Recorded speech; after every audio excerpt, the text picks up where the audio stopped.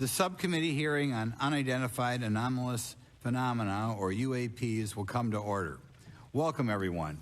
Without objection, the chair may declare a recess at any time. Additionally, without objection, the following members are waived onto the subcommittee for the purpose of participating in today's hearing: Mr. Burchett of Tennessee, Ms. Luna of Florida, Mr. Getz of Florida, Mr. Burleson of Missouri, Mrs. Ocasio-Cortez of New York, and Mr. Ogles of Tennessee.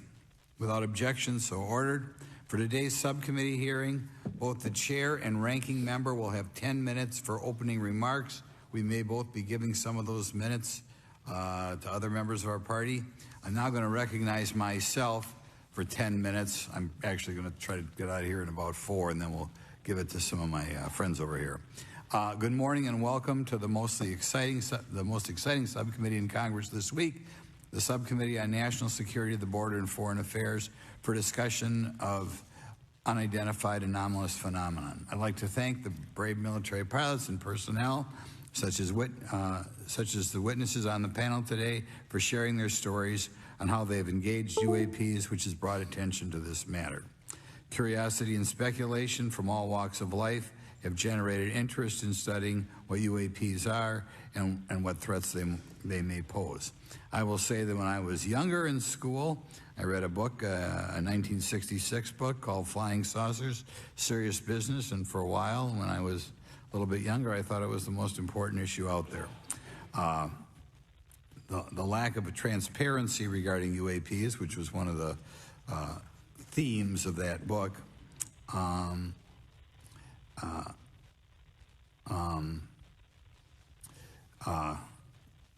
in any event, it's led to interest in studying what UAPs are and what threats they pose. The lack of transparency regarding UAPs has fueled wild speculation and debate for decades, eroding public trust in the very institutions that are meant to serve and protect them, as is evidenced by the large number of people we have here. I also want to point out in 1966, President Gerald Ford claimed to have seen a UFO, and in 1969 in Georgia, Jimmy Carter claimed to have seen a UFO.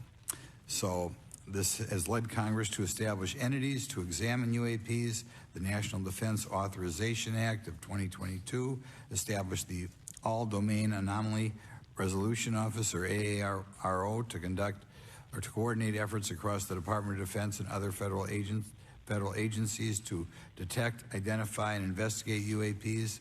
However, AARO's budget remains classified, prohibiting meaningful oversight from Congress.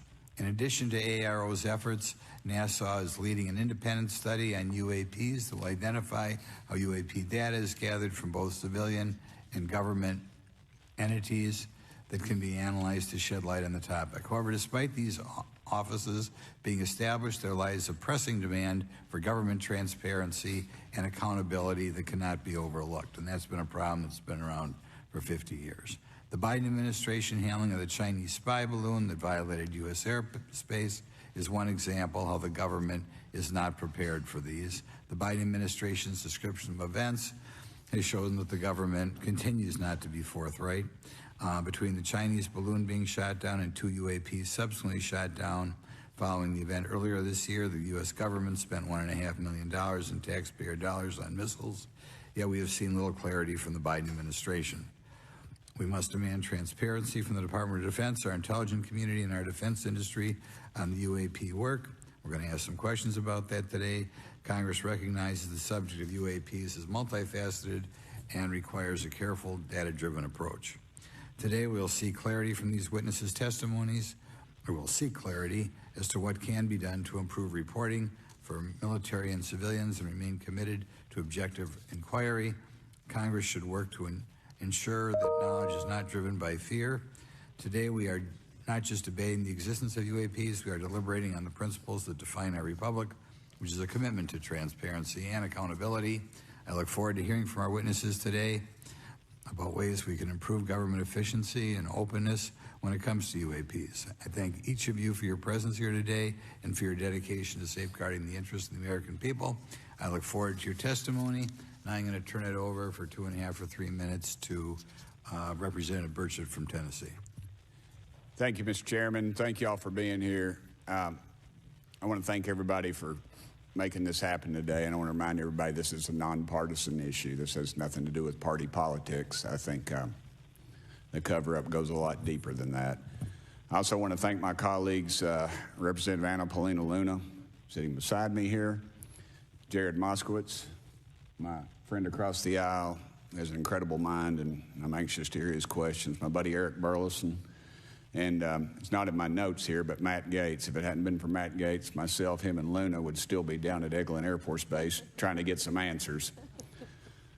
He's got an incredible legal mind. Also, I know I saw it in the crowd there, George Knapp, my buddy Jeremy Corbell. They're not witnesses, but they've provided some statements on this subject, and I seek unanimous consent to enter those statements into the record, Mr. Chairman. Without objection.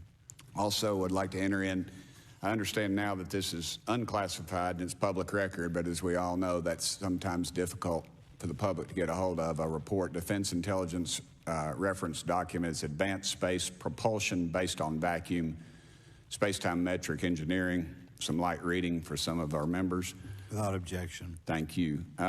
Mr. Knapp wrote, since 1969, the position our military has been that UFOs pose no threat to national security and are not worthy of further study. I'd say that's the biggest understatement of the decade. He also goes on to talk about the dismissive attitude. It's at odds with what was revealed in documents, reports, and internal memos. And Mr. Cabral says, as he writes these words, the UFO is emerging as a major topic of global importance. I can state that as a fact. Out there, I met a fellow who came in here all the way from Denmark to be here for this meeting. So this is huge. This is worldwide. I think we suspect what's going on, but I'd also like to thank the members of Congress who have supported our efforts to make this hearing happen. Some have even confided to me that they've had UFO sightings of their own. Those members, of course, some of them wish to remain anonymous, and I'll keep it that way. But also, finally, I'd like to thank these three brave witnesses here. They took an oath. They took an oath to uphold the Constitution of the United States, and dadgummit, they're doing it. And we owe them a debt of gratitude.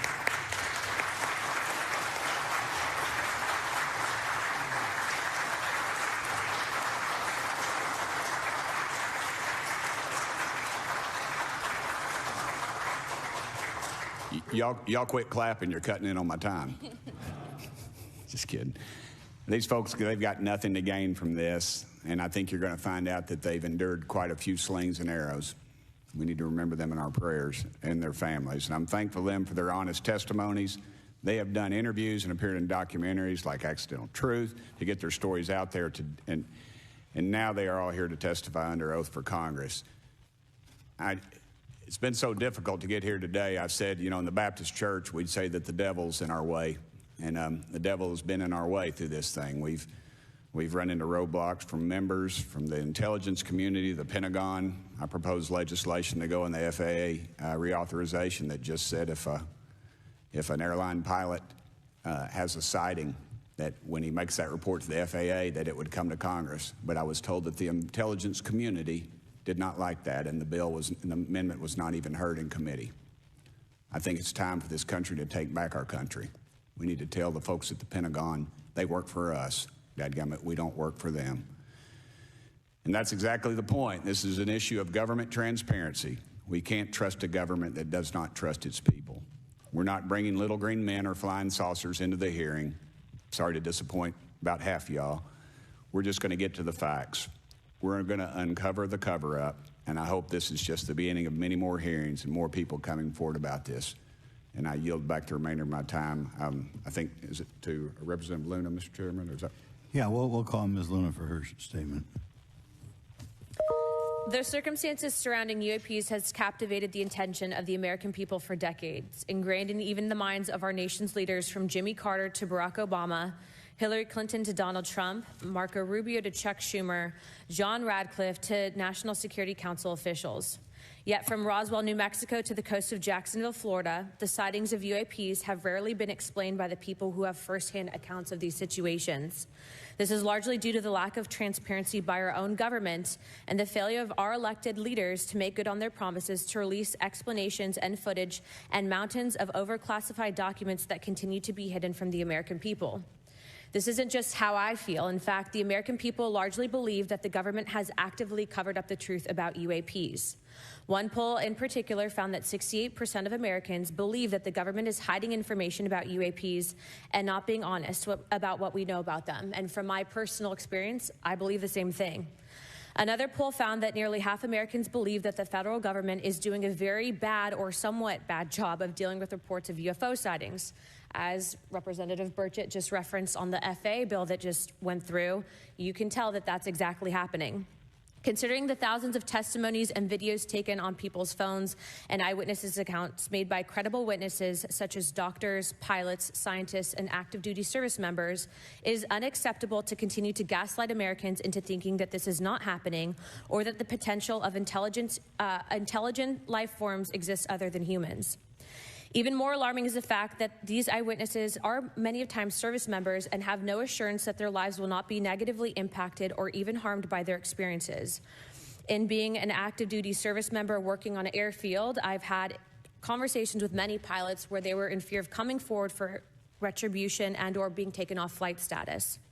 How do we know this? Because the government has said nothing to assure us otherwise.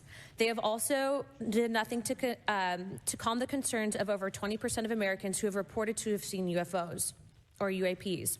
We are simply told not to question the government and that the government has it under control.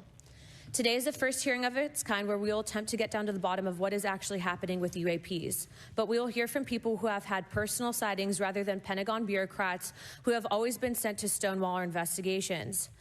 Just so that the press knows and the people know, we were even denied access to a classified briefing in a SCIF prior to this hearing due to the amount of hoops that we had to jump through to grant temporary clearance to witness Grush, who has knowledge of classified information. It is time to have an open-minded discussion on this topic, to hear the evidence and understand the magnitude of what this means, not just for our nation, but for humanity. Thank you, Chairman. I yield back the rest of my time. Thank you very much, and I'd like to thank you and Mr. Burchett for bringing this topic to my attention. Now we'll recognize National Security Subcommittee Ranking Member Garcia for 10 minutes. Well, thank you, Mr. Chairman, and I want to thank first our witnesses for joining us today. I want to begin by thanking you all for your service to our country and for sharing your voices today and your courage to be here as well. To Mr. Graves, particularly grateful to you to spend some time that we had for you to share with candor some of your experiences, so I appreciate that as well. I do want to thank all the members of our subcommittee today and also those that are here and have waved on for their incredible interest in this issue, particularly to Congressman Burchett. I know that your leadership has brought us to this place today, and I want to thank you for that, as well as everyone else that's been engaged in this work. I also want to thank the oversight staff, who I know has been working very hard to ensure that today's hearing is serious, that it's transparent, and that it also provides appropriate answers, as our oversight body always demands. Now, it's really important that we're here in a bipartisan way to have this conversation, which really, to the heart of it, is about national security and key to the subcommittee's core purpose. This is the subcommittee on national security of the Oversight Committee. Now, our witnesses will testify today that UAPs have posed a serious safety threat, and we must understand this. More broadly, we're dealing with real questions that get to the heart of our faith in government. Faith in our institutions, as we all know, is at an all-time low. Partisanship and alternative facts make it too easy to doubt narrative or our institutions. But this hearing will offer the public unique perspectives, building on years of reporting by both federal agencies and the independent media.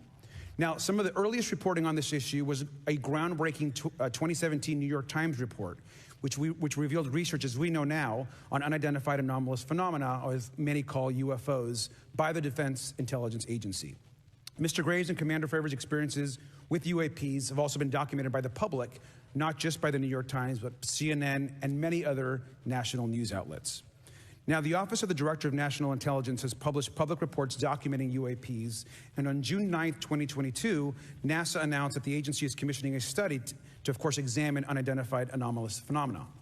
Now, the sheer number of reports, whistleblowers, and stories of unidentified anomalous phenomena should raise real questions and warrant investigation and oversight, and that's why we are here today. Now, pilots have reported encounters for years. Now, because of the stigma around reporting these incidents, we still don't have a complete picture of actually what's going on, particularly as our witnesses will testify on the civilian side, and that is a real problem that we have today in the country. Now, it's very important that we show that Democrats and Republicans in Congress can come together in a bipartisan way to cut through misinformation and to look at the facts in a serious and thoughtful manner. If we are to advance oversight and public disclosure, we must also gain the broad support of the public. We will succeed getting facts out to the public faster if there is a broad public support as part of the process. Now, I understand fully the Department of Defense is hesitant to share information that could also undermine our national security by revealing information on the capabilities of our own aircraft, our sensors, and other sensitive material. At the same time, many people believe that we're withholding information from them, and that is dangerous also. I believe in openness and transparency. That is also the role of Congress, and I want to trust that the American people will be able to weigh the evidence and make up their own minds. Now, we have incidents where sensors, sometimes even multiple types of sensors, detect things that we cannot explain. UAPs, whatever they may be, may pose a serious threat to our military or civilian aircraft, and that must be understood. Now, my career and training as a longtime and career educator and teacher and researcher tell me that we should never rule anything out. We know that our space, of course, is vast and undiscovered. I also want to note that Mr. Sean Kirkpatrick, director of the All-Domain Anomaly Resolution Office, the component of the DoD office that investigates UAP data, has testified before the Senate this year that his unit has found no evidence of extraterrestrial activity.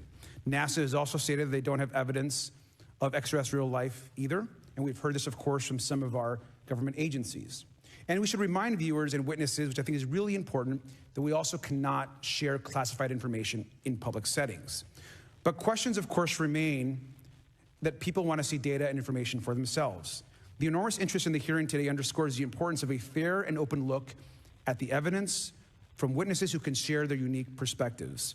Now, I know I certainly have a lot of questions, and I know that all the members of our committee do as well. We should come to this hearing with an open mind, and we should not let our existing ideas restrict us on either side. I hear over and over from many agencies the stigma around reporting and investigating UAPs prevents us from getting real answers. We know that whistleblowers have reported harassment, intimidation, or stigma as well, and this is not acceptable. If people can't report incidents which would have national security or safety implications, then that also has serious consequences for us. As a ranking member of this subcommittee, I know my job would be completely impossible if whistleblowers or others feel intimidated to come before this committee. We can't be afraid of asking questions, and we can't be afraid of the truth. I'm proud to say that this hearing builds upon bipartisan work by members of the House and Senate dating many years back, which is sought to increase awareness within the Department of Defense and to mandate more of Congress of UAPs. We know the Senate is taking up an amendment to their defense authorization bill, which will create a commission with broad declassification authority, and we should all agree that that is an important step. Members of both parties and senior officials in multiple administrations have taken an interest in this issue, and we're proud to carry and build that confidence in the American people. This hearing will also not be the end of this discussion, but a new chapter and start to years and years of work that many folks, both in the public and within government, have been working on. We should encourage more reporting, not less, on UAPs. The more we understand, the safer we will be. We will hear testimony from witnesses today with a long record of service to the American people and with subject matter expertise. Our witnesses have a unique opportunity to share their perspective, insights, and their experiences with the American people. And I encourage all of my colleagues to engage with these difficult questions with an open mind and to follow the facts on behalf of our country. I also just want to say more broadly that we should look at this hearing and believe that everything is on the table as it relates to UAPs. I think an open mind is absolutely the best. I want to yield 2.5 minutes, the remainder of my time, to the representative from Florida, Representative Moskowitz, for an opening statement. He also has been very much engaged in this issue, and I want to thank him for his leadership. Congressman. Thank you, Ranking Member Garcia. Thank you, Mr. Chairman. I want to thank Tim Burchett and Anna Paulina Luna for their leadership in pushing this hearing forward. I want to thank, obviously, committee staff and their staff working on this on a bipartisan basis because many Americans are deeply interested in this issue, and it shouldn't take the potential of non-human origin to bring us together. Additionally, I want to thank the witnesses for coming forward to share your perspectives, your thoughts, and the sightings of UAPs. Unlike other hearings many times in Congress, you're not here to help a political party, but you're here to share information with the American people. And it's not something that is just going on in this administration. It's something that's spanned many administrations. For decades, many Americans have been fascinated by objects mysterious and unexplained, and it's long past time that they got some answers. The American public has a right to learn about technologies of unknown origins, non-human intelligence, and unexplainable phenomena. Those are not the words of a UFO Twitter account.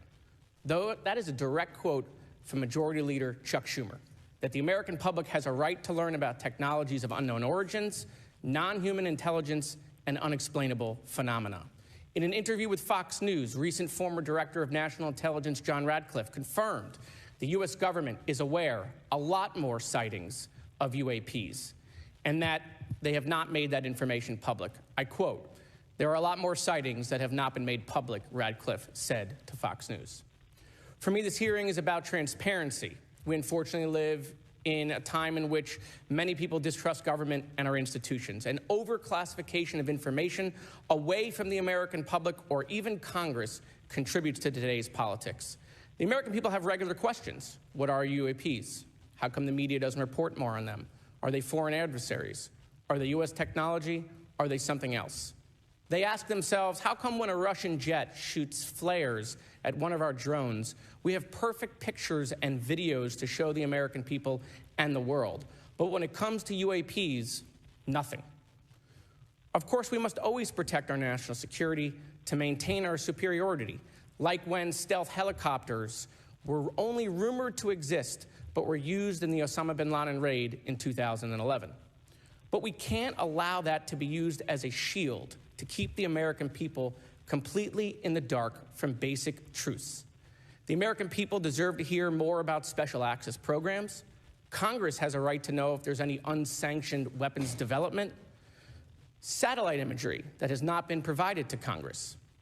Congress created the All-Domain Resolution Office in the NDAA of 2022. In its initial analysis, there are 171 uncharacterized UAP reports, and this is the words from the report, that appear to have demonstrated unusual flight characteristics or performance capabilities. I believe more information is known about the 171 instances. It's time for Congress to reinsert ourselves. I call on our military leaders and intelligence officials to release more information to the American people about UAPs. And to our military leaders, if there's nothing to conceal, let Congress go to Wright-Patterson Air Force Base, the Dugway Proving Ground, or even Groom Lake in Nevada. We should have disclosure today. We should have disclosure tomorrow. The time has come. Thank you, Ranking Member. Thank you, Mr. Moskowitz, and I would yield back now to our chairman. Thank you. Right, now I'd like to introduce our witnesses. Our first witness is Lieutenant Ryan Graves. He's the Executive Director of Americans for Safe Aerospace. Lieutenant Graves is also a former U.S. Navy F-18 pilot with his own UAP experience. The next witness, David Grush, is a former senior intelligence officer with the National Geospatial Intelligence Agency and was a senior technical advisor for UAP issues. And finally, retired Navy Commander David Fravor, squadron leader who worked as a naval aviator for 18 years. Mr. Fravor has his own UAP experience, known as the TikTok event. I look forward to hearing from all three of you today. Pursuant to Committee Rule 9G, the witnesses will please stand and raise their right hands. Do you solemnly swear or affirm that the testimony you are about to give is the truth, the whole truth, and nothing but the truth, so help you God? Let the record show that all the witnesses answered in the affirmative. You may be seated. We appreciate you all being here today and look forward to your testimony. I'll remind the witnesses that we have read your written statements and they will appear in full in the hearing record. Please try to limit your oral statements to 5 minutes. As a reminder, please press the button on the microphone in front of you so that it's on and the members can hear you. When you begin to speak, the light in front of you will turn green. After 4 minutes, it'll turn yellow, and the red light, when that comes on, it tells you your 5 minutes have expired. I'll now recognize Mr. Graves for 5 minutes for your opening statement. Thank you. Chairman Grothman, Ranking Member Garcia, distinguished members of the House Oversight Subcommittee on National Security, Representatives Burchett and Luna. My name is Ryan Fobbs Graves, and I'm a former F-18 pilot with a decade of service in the U.S. Navy, including 2 deployments in Operation Enduring Freedom and Operation Inherent Resolve. I have experienced advanced UAP firsthand, and I'm here to voice the concerns of more than 30 commercial aircrew and military veterans who have confided their similar encounters with me. Today, I would like to highlight 3 critical issues that demand our action. As we convene here, UAP are in our airspace, but they are grossly underreported. These sightings are not rare or isolated, they are routine. Military aircrew and commercial pilots, trained observers whose lives depend on accurate identification, are frequently witnessing these phenomena. The stigma attached to UAP is real and powerful and challenges national security. It silences commercial pilots who fear professional repercussions, discourages witnesses, and is only compounded by recent government claims questioning the credibility of eyewitness testimony. Parts of our government are aware of more about UAP than they let on, but excessive classification practices keep crucial information hidden. Since 2021, all UAP videos are classified as secret or above. This level of secrecy not only impedes our understanding, but fuels speculation and mistrust. In 2014, I was an F-18 Foxtrot pilot in the Navy Fighter Attack Squadron 11, the Red Rippers. And I was stationed at NAS Oceana in Virginia Beach. After upgrades were made to our jet's radar systems, we began detecting unknown objects operating in our airspace.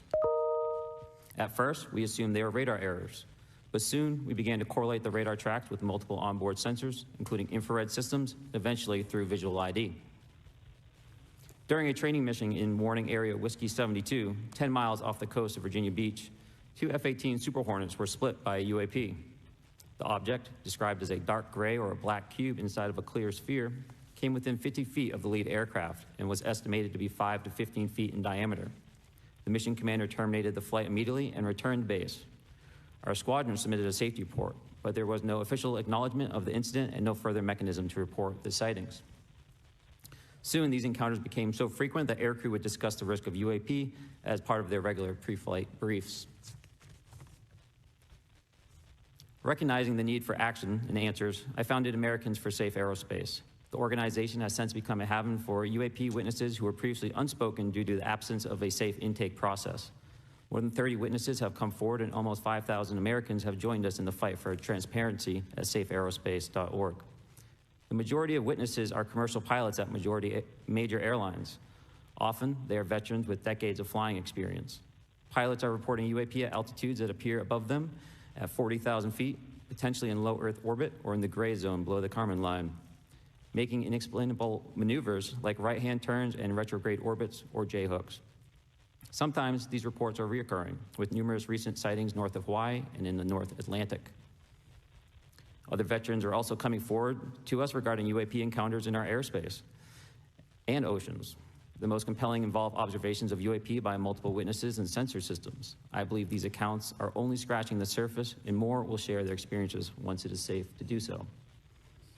In closing, I recognize the skepticism surrounding this topic. If everyone could see the sensor and video data I witnessed, our national conversation would change. I urge us to put aside stigma and address the security and safety issue this topic represents. If UAP are foreign drones, it is an urgent national security problem. If it is something else, it is an issue for science. In either case, unidentified objects are concerned for flight safety. The American people deserve to know what is happening in our skies. It is long overdue. Thank you. Mr. Rush? Mr. Chairman, ranking members and congressmen, thank you. I'm happy to be here. This is an important issue, and I'm grateful for your time. My name is David Charles Grush. I was an intelligence officer for 14 years, both in the U.S. Air Force, both active duty Air National Guard and Reserve, at the rank of major, and most recently from 2021 to 2023, at the National Geospatial Intelligence Agency, NGA, at the GS-15 civilian level, which is the military equivalent of a full bird colonel. I was my agency's co-lead in unidentified anomalous phenomena and transmedium object analysis, as well as reporting to the UAP task force, UAPTF, and eventually, once it was established, the All-Domain Anomaly Resolution Office, AARO. I became a whistleblower through a PPD-19 urgent concern filing in May 2022 with the Intelligence Community Inspector General. following concerning reports from multiple esteemed and credentialed current and former military and intelligence community individuals that the U.S. government is operating with secrecy above congressional oversight with regards to UAPs. My testimony is based on information I've been given by individuals with a long-standing track record of legitimacy and service to this country, many of whom also have shared compelling evidence in the form of photography, official documentation, and classified oral testimony to myself and my various colleagues. I have taken every step I can to corroborate this evidence over a period of 4 years while I was with the UAP task force and do my due diligence on the individual sharing it. This is because of these steps, I believe strongly in the importance of bringing this information before you. I am driven by a commitment of both to truth and transparency, rooted in our inherent duty to uphold the United States Constitution and protect the American people. I'm asking Congress to hold our government to this standard and thoroughly investigate these claims. But as I stand here under oath now, I am speaking to the facts as I've been told them. In the U.S. Air Force, in my National Reconnaissance Office, NRO, reservist capacity, I was a member of the UAP task force from 2019 to 2021. I served at the NRO Operations Center on the director's briefing staff, which included the coordination of the Presidential Daily Brief and supporting variety of contingency operations, which I was the Reserve Intelligence Division Chief backup. In 2019, the UAP Task Force Director asked me to identify all special access programs and controlled access programs, also known as SAPs and CAPs, we needed to satisfy our congressionally mandated mission, and we were direct report at the time to the DepSecDef. At the time, due to my extensive executive level intelligence support duties, I was cleared to literally all relevant compartments and in a position of extreme trust, both in my military and civilian capacities. I was informed in the course of my official duties of a multi-decade UAP crash retrieval and reverse engineering program, to which I was denied access to those additional read-ons when I requested it. I made the decision, based on the data I collected, to report this information to my superiors and multiple inspectors general, and in effect becoming a whistleblower. As you know, I've suffered retaliation for my decision, but I am hopeful that my actions will ultimately lead to a positive outcome of increased transparency. Thank you, and I'm happy to answer your questions. Thank you. Commander Fravor? Thank you. Thank you, Mr. Chairman, Congressmen, Congresswomen. I want to first thank you for the invitation to speak to the committee on the UAP topic that has been in the news for the past 6 years and seems to be continuing to gain momentum. As you know, my name is David Fravor. I'm a retired commander in the United States Navy. In 2004, I was a commanding officer of Strike Fighter Squadron 41, the world-famous Black Aces. We were attached to Carrier Wing 11, stationed on board the USS Nimitz, and had begun a 2-month workup cycle off the coast of California. On this day, we were scheduled for a 2v2 air-to-air training with the USS Princeton as our control. When we launched off Nimitz, my wingman was joining up. We were told that the training was going to be suspended and we were going to proceed with real-world tasking. As we proceeded to the west, the air controller was counting down the range to an object that we were going to, and we were unaware of what we were going to see when we arrived. The controller had told us that these objects had been observed for over 2 weeks, coming down from over 80,000 feet, rapidly descending to 20,000 feet, hanging out for hours, and then going straight back up. For those who don't realize, above 80,000 feet is space. We arrived at the location at approximately 20,000 feet, and the controller called merge plot, which means that our radar blip was now in the same resolution cell as the contact. As we looked around, we noticed that we saw some whitewater off our right side. It's important to note that the weather on this day was as close to perfect as you could ask for off the coast of San Diego. Clear skies, light winds, calm seas, no whitecaps from waves. So the whitewater stood out in a large blue ocean. All 4 of us, because we were in F-18Fs, so we had pilots and Wizzo in the back seat, looked down saw a white tic-tac object with a longitudinal axis pointing north-south and moving very abruptly over the water like a ping-pong ball. There were no rotors, no rotor wash, or any sign of visible control surfaces like wings. As we started clockwise towards the object, my Wizzo and I decided to go down and take a closer look with the other aircraft staying in high cover to observe both us and the Tic Tac. We proceeded around the circle about 90 degrees from the start of our descent, and the object suddenly shifted its longitudinal axis, aligned it with my aircraft, and began to climb. We continued down another 270 degrees, nose low, where the Tic Tac, or we considered 270 degrees to where, and we went nose low to where the Tic Tac would have been. Our altitude at this point was about 15,000 feet, and the Tic Tac was about 12,000. As we pulled nose onto the object, within about a half mile of it, it rapidly accelerated in front of us and disappeared. Our wingmen, roughly 8,000 feet above us, lost contact also. We immediately turned back to see where the whitewater was at, and it was gone also. So as we started to turn back towards the east, the controller came up and said, "Sir, you're not going to believe this, but that thing is at your cap point, roughly 60 miles away in less than a minute. You can calculate the speed." We returned to Nimitz. We were taking off our gear. We were talking to one of my crews that was getting ready to launch. We mentioned it to them, and they went out and luckily got the video that you see, that 90-second video. What you don't see is the radar tape that was never released, and we don't know where it's at, of the active jamming that the object put on an APG-73 radar, and I can get into modes later if you're interested. What is shocking to us is that the incident was never investigated. None of my crew were ever questioned. Tapes were never taken, and after a couple days, it turned into a great story with friends. It wasn't until 2009 until Jay Stratton had contacted me to investigate. Unbeknownst to all, he was part of the ATIP program in the Pentagon led by Lou Elizondo. And there was an official report that came out that's now on the internet. Years later, I was contacted by the other pilot, Alex Dietrich, and asked if I'd been contacted, and I said no, but I'm willing to talk. I was contacted by Mr. Elizondo, and we talked for a short period of time, and he said we'd be in contact.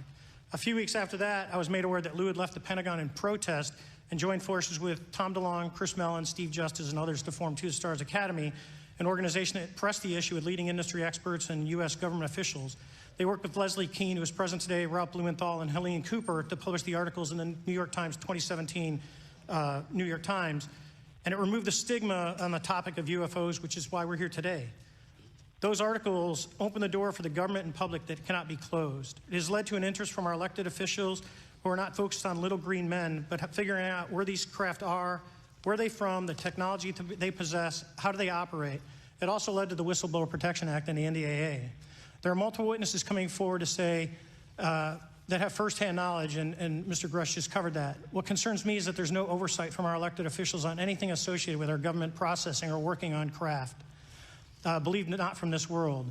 This issue is not a full public disclosure that could undermine national security, but it is about ensuring that our system of checks and balances works across all work done in the government using taxpayer funds. Relative to government programs, even unacknowledged WAVE programs have some level of oversight by the appropriate committee members in the House and Senate, and this work that is said to be occurring from whistleblower testimonies should not be exempt. In closing, I would like to say that the Tic Tac object we engaged in 2004 was far superior to anything that we had on time, have today, or are looking to develop in the next 10 years. If we in fact have programs that possess this technology, it needs to have oversight from those people that the citizens of this great country elected in office to represent what is best for the United States and best for the citizens. I thank you for your time. Thank you very much. Thank you very much. I know it's very difficult for all of you, all you've done in the past to try to illuminate this issue. Call on myself first for some questions. I'm going to start with Mr. Graves. Are pilots that you interact with as part of your organization, do you feel adequately trained and briefed on how to handle encounters with UAPs? No. Right now, military witnesses to UAP have limited options for reporting UAP. But more concerning is that commercial aviation sector has not adapted to the lessons that the military has implemented. The military and Department of Defense has stated that UAP represent a critical aviation safety risk. We have not seen that same language being used in the commercial markets. They are not acknowledging this risk. Okay. What steps do you think you have to be taken to improve a pilot's UAP reporting, be it military or commercial? Right now, we need a system where pilots can report without fear of losing their jobs. There is a fear that the stigma associated with this topic is going to lead to professional repercussions, either through management or perhaps through their yearly physical check. So having a secure system, reducing the stigma, and making this information available through the public is going to reduce the concerns that aircrew have. Could you just give me a little idea of the degree to which reports in the past are not made public right now? Well, I don't think there has been a proper reporting system to gather those reports and thus not report them. So to answer your question, I think there is a dearth of data due to the fact that the reporting has been limited up to this time. Could you tell me why you believe it's, kind of to play the devil's advocate, a reason why some of this stuff should not be available to the public? There's certainly some national security concerns when we use our advanced sensors in our tactical jets to be able to identify these objects. However, there's no reason that the objects themselves would be classified. I would be curious to see how the security classification guideline actually spells out the different nuances of how this topic is classified from the perspective of UAP, not national security. I'll give you a follow-up on that. Assuming that there are reasons why not all this should be made public, this has been around for a long period of time. Can any of the three of you think of any reason why anything related to UAPs, say 15 years and back, should not be immediately made public? I think one of it is acknowledging a vulnerability, both from a collection and I'll just say a countermeasure perspective. So it's that we haven't cracked for many years. Yeah. Even say 20 years back. Is there any reason why, when you go back that far, things shouldn't be made public? Unless it shows a specific national security vulnerability as it relates to a weakness in a particular defense system. Okay, Mr. Fravor, the TikTok incident that you were engaged occurred in 2004. What kind of reporting took place after that incident? None. We had a standard debrief where the backseaters went down to our carrier intel center and briefed what had happened, and that was it. No one else talked to us, and I was in the top 20 in the battle group. No one came. The captain was aware, the admiral was aware, nothing was done. Your commanding officers provide any sort of justification? No, because I was the commanding officer of the squadron, so no. Was this incident the only UAP event that you encountered while you were a pilot? Yes, it was. Okay. This is for any one of you. Based off of each of your experiences and observations, do you believe UAPs pose a potential threat to our national security? Yes, and here's why. The technology that we faced was far superior than anything that we had, and you could put that anywhere. If you had one, you captured one, you reverse engineered it, you got it to work, you're talking something that can go into space, go someplace, drop down in a matter of seconds, do whatever it wants, and leave, and there's nothing we can do about it. Nothing. Okay. You two? Well, I would also like to add, from a commercial aviation and military aviation perspective, we deal with uncertainty in our operating space as a matter of our professional actions. Identifying friend from foe is very important to us. And so when we have unidentified targets and we continue to ignore those due to a stigma or a fear of what it could be, that's an opening that our adversaries can take advantage of. What steps should be taken to better understand and respond to UAP encounters in the interest of national security? There needs to be a location where this information is centralized for processing, and there needs to be a two-way communication loop so that operators on the front end have a feedback and can get best practices on how to process information, what to do, and to ensure that their reporting is being listened to. Right now, there is not a lot of back and forth. Mr. Grush, in your complaint to the Intelligence Community Inspector General, you claim that you believe information is being hidden. What kind of information do you think was hidden, and do you think it should remain hidden? Yes, I can speak to that very briefly in an unclassified manner. As you know, the preponderance of my complaint was classified to the intelligence communities. Both material acquisition and exploitation activity, also baselining the UAPs but not sharing it with intelligence professionals that are actually doing step briefs to pilots, that kind of information. Yeah. Okay. Thank you very much. Now we'll go to Mr. Garcia. Thank you. Again, thank you all for your service and for testifying today. Want to just talk about UAPs as it relates to what we're seeing in the pilots' interaction with UAPs. Particularly, Mr. Graves, one of the, I think, concerns that for members of this committee is this idea that pilots, there's no system to actually report UAPs and the stigma around pilots. And so can you just briefly, you mentioned that you're working with 30 pilots right now that have had encounters with UAPs, but you've also, I believe, discussed and know of many more pilots. This is just those that you're currently working with. Is that correct? Can you expand on that? Certainly. I'll break that down in two ways. First, when we were first experiencing these objects off the eastern seaboard in the 2014 to 2015 time period, anyone that had upgraded their radar systems were seeing these objects. So there was a large number of my colleagues that were detecting these objects off the eastern seaboard. They were further correlating that information with the other onboard sensors, and many of them also had their own eye sightings as well of these objects. Now, that was our personal firsthand experience at the time. Since then, as I've engaged this topic, others have reached out to me to share their experiences, both on the military side as well as the commercial aviation side. On the military aviation side, veterans that have recently got out have shared their stories and have expressed how the objects we were seeing in 2014, 2015 continued all the way to 2019, 2020, and beyond. And so it became a generational issue for naval aviators on the eastern seaboard. This was something we were briefing to new students. This is something that was included in the notice to airmen to ensure that there was no accidents.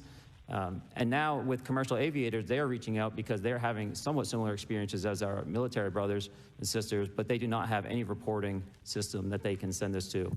And let me just add, both to Mr. Fravor as well as Mr. Graves, not having this system for reporting, would you both agree that it's harmful to not just our national security interests, but to understand this phenomenon of what's happening with UAPs?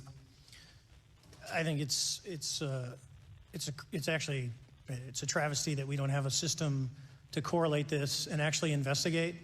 You know, so if you took the East Coast, you know, there's coastal radars out there that monitor our air defense identification zone, so out to 200 miles. They can track these, you know, so when you see them, they could actually go and pull that data and get maneuvering. And instead of just having the airplanes, there's other data sources out there. And I've talked to other government officials on this. So you need a centrally located repository that these reports go to.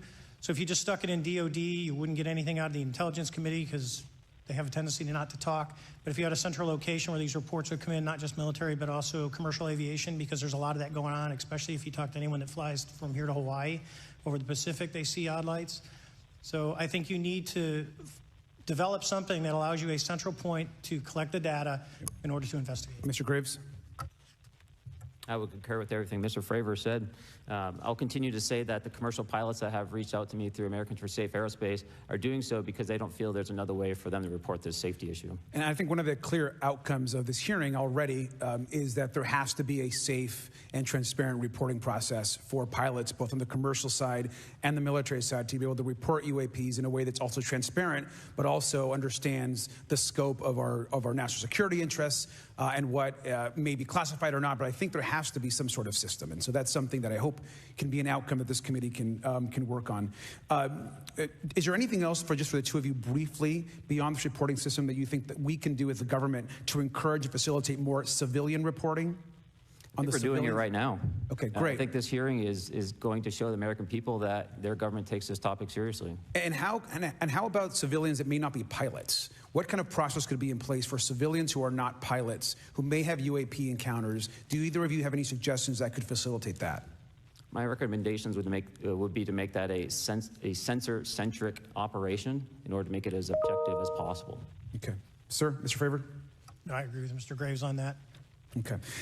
Just briefly, I also just want to note, particularly for the two pilots, and I have a question for Mr. Grush. One of the things that I found fascinating in our discussion, Mr. Graves, last night as well, is that you both described UAPs and formations and the way they are observed in space or in our air, and the way that they move is essentially ways in which current technology or aircraft that we know of are unable to actually function or move.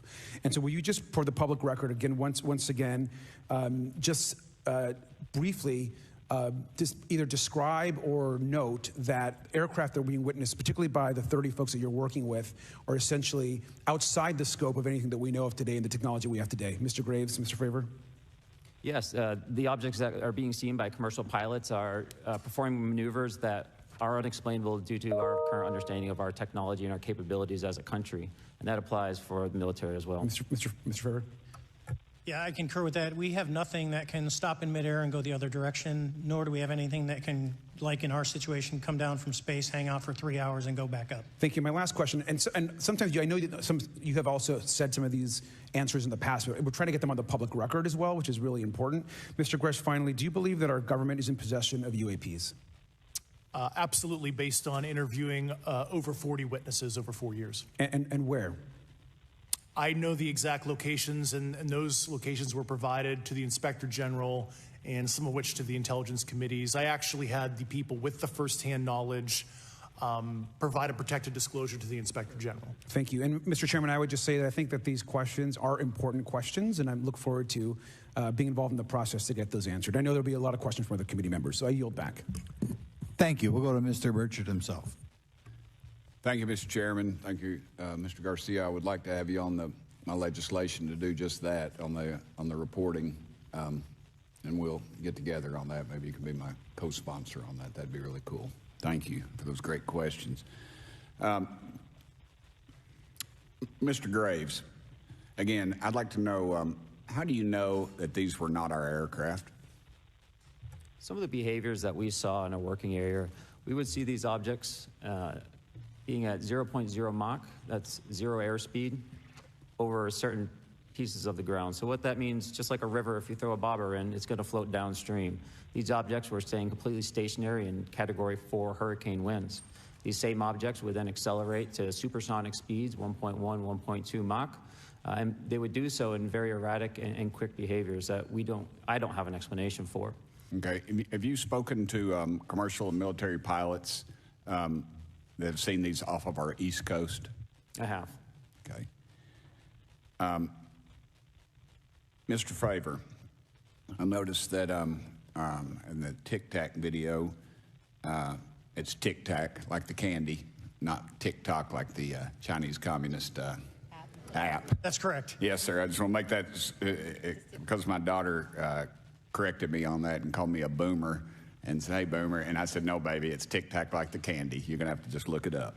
And but now I would also like to say today is a day of many firsts. It's a miracle that we're having this meeting, and it's also a miracle that my wife has put up with me for 9 years today. Today is my anniversary, so I want to tell my wife happy anniversary and that I love her very much. As she likes to say, this 9 years have been the best 2 years of her life. So, thank you. Mr. Favor, what astonished you the most about the flight capabilities of these Tic Tac, very briefly? The performance, absolute performance. It was. And you're not aware of any other objects that anybody in the world has, in this world, that has those capabilities? No, I think it's far beyond actually our material science that we currently possess. Are you aware of any other reconnaissance platforms that have tracked or recorded the Tic Tac's maneuvers, maybe the NORAD system or any of the others? I am not. Okay.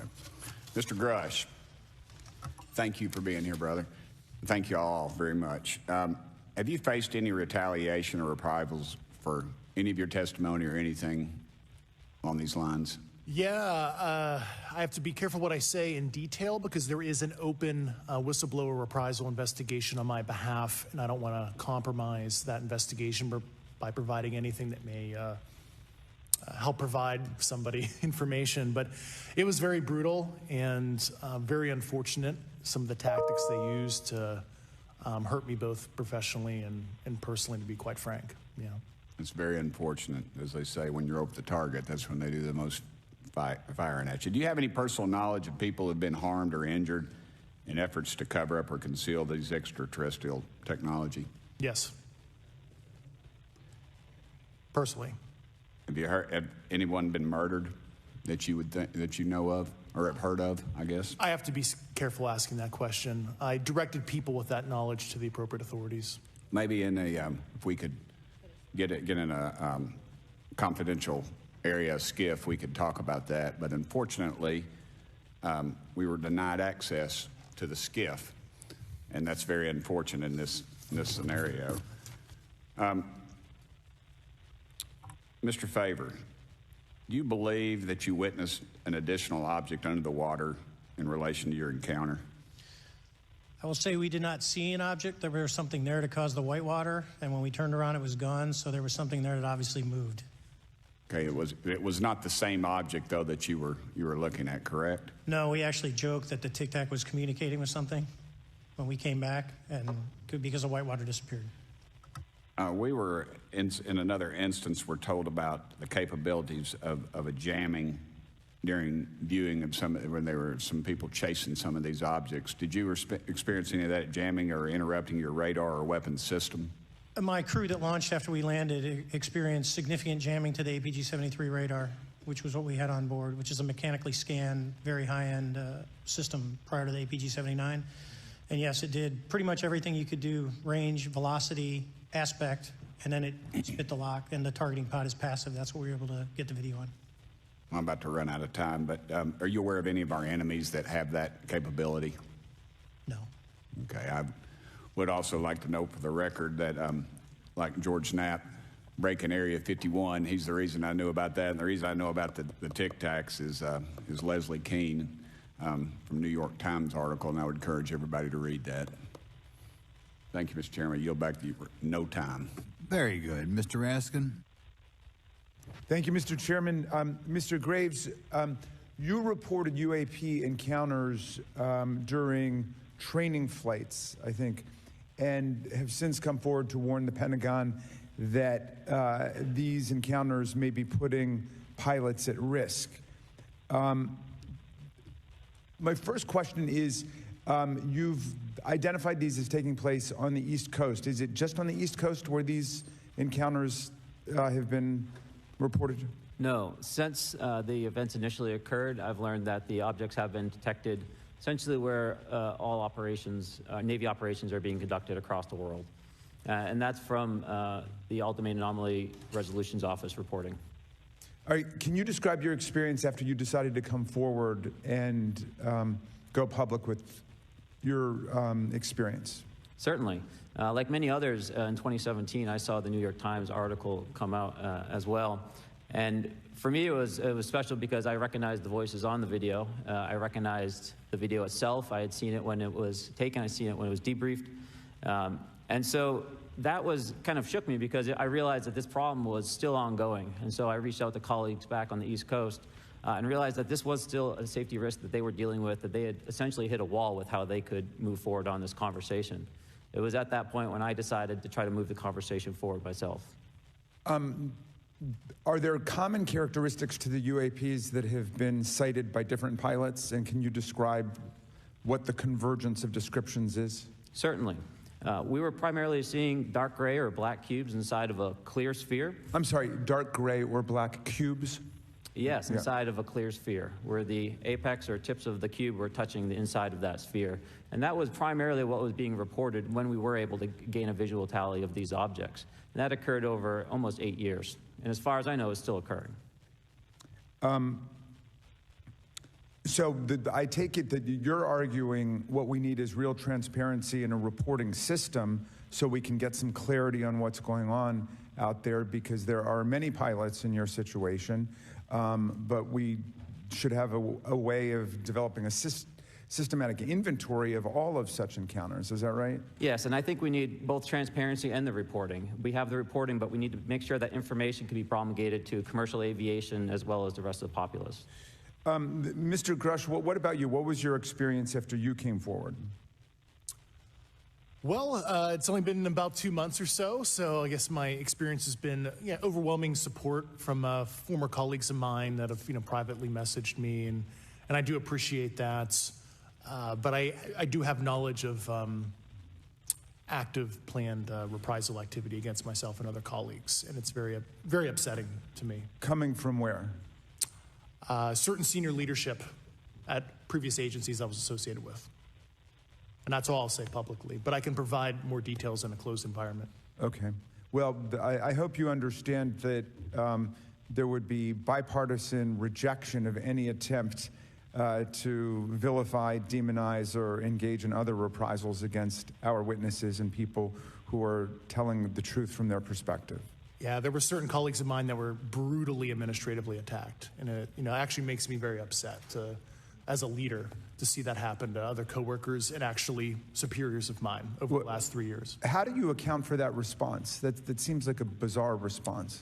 I call it administrative terrorism. That's their quiver, their tool in the toolbox to silence people, especially the career government service cares about their career, cares about their clearance, their reputation to climb the ladder.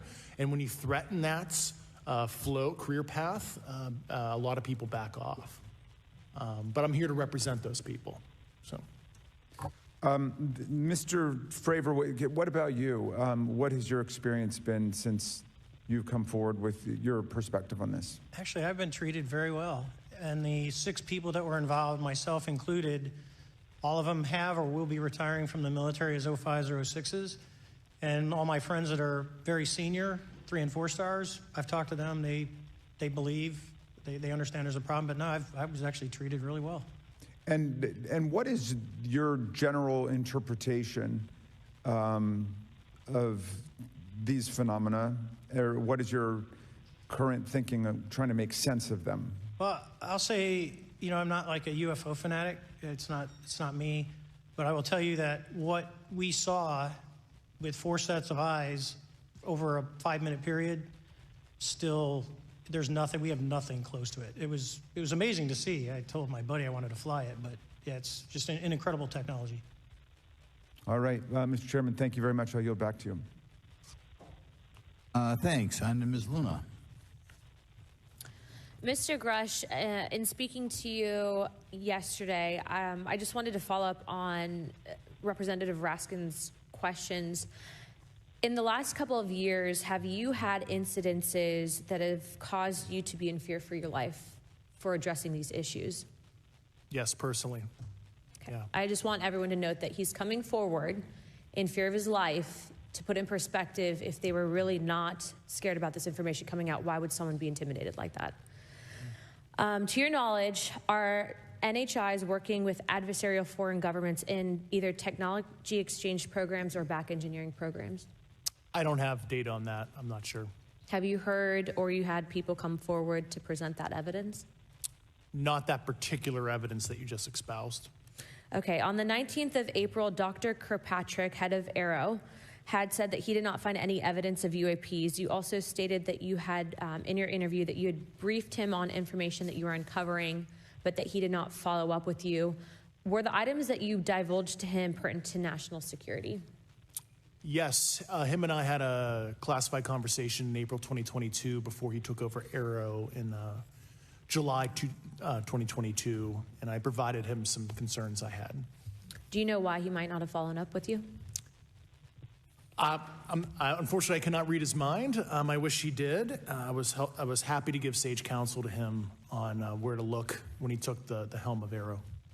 Okay, and then my last question for you before I move to Mr. Graves is you received prior approval from the Defense Department to speak on certain issues, correct?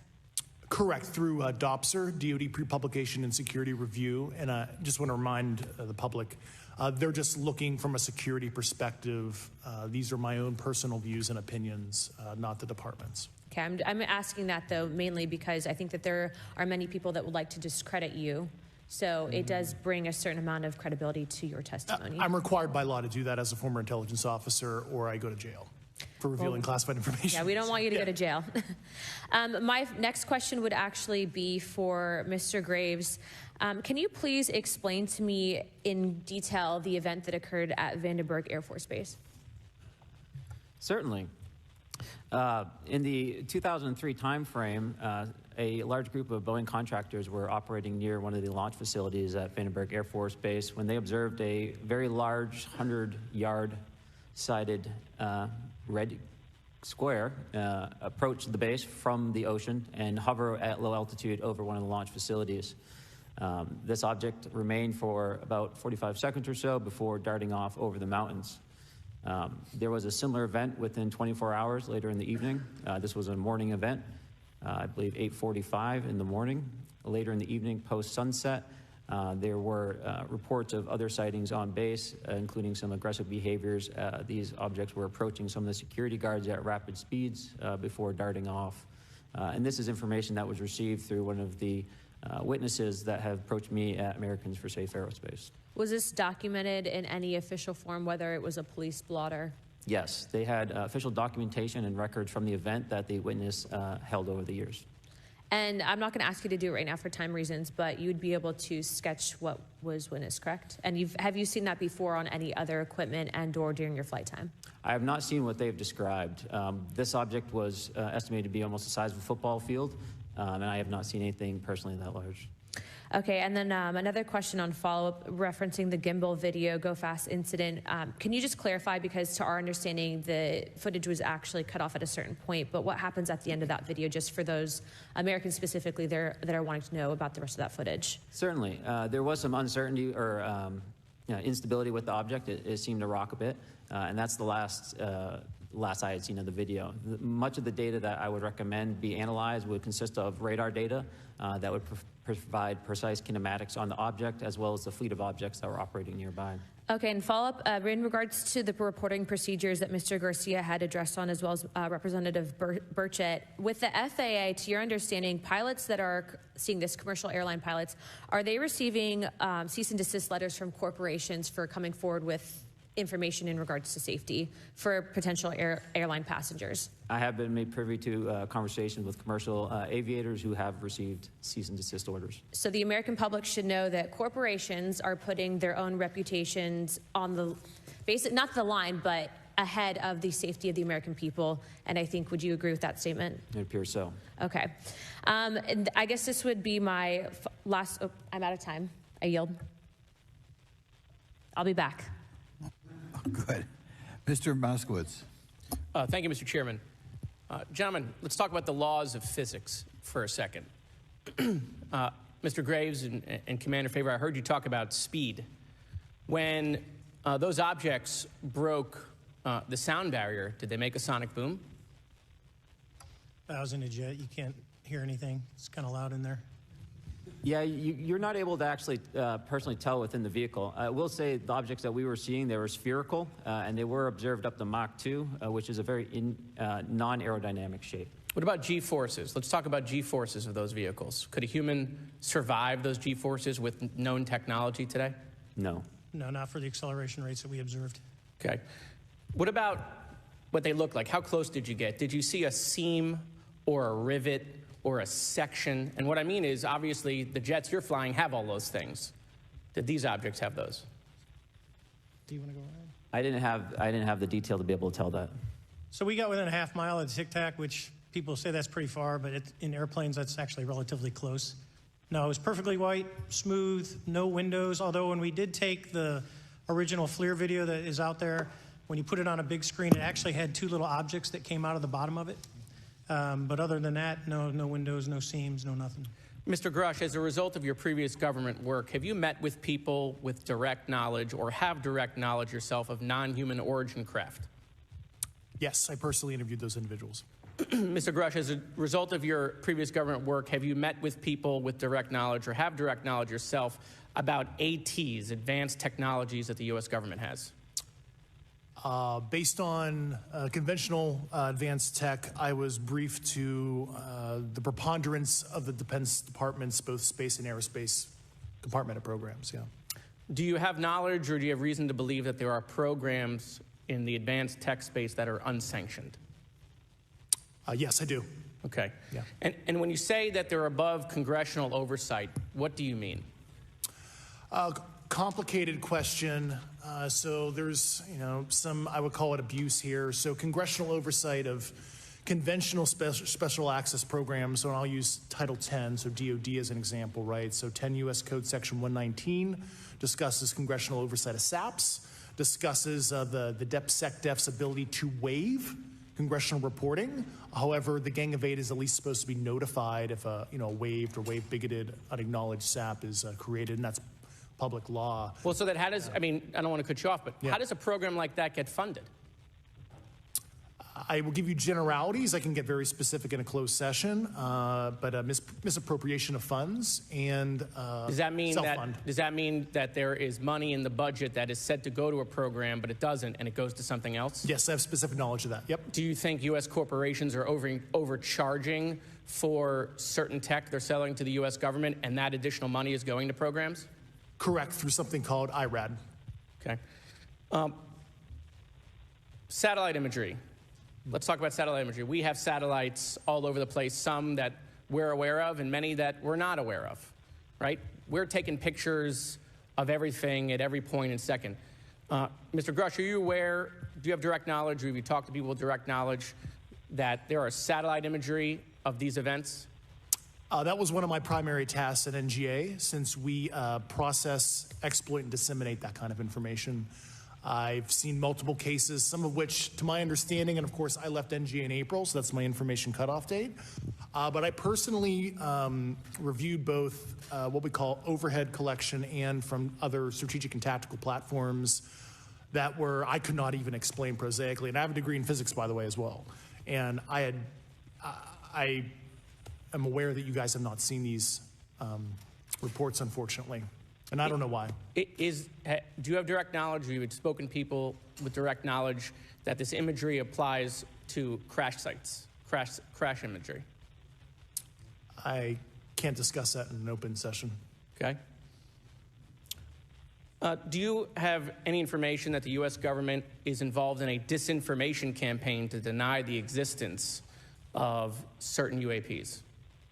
I can't go beyond what I've already stated publicly in my News Nation interview because it touches other sensitivities. Okay. I'll yield the balance of my time back. Thank you, Mr. Chairman.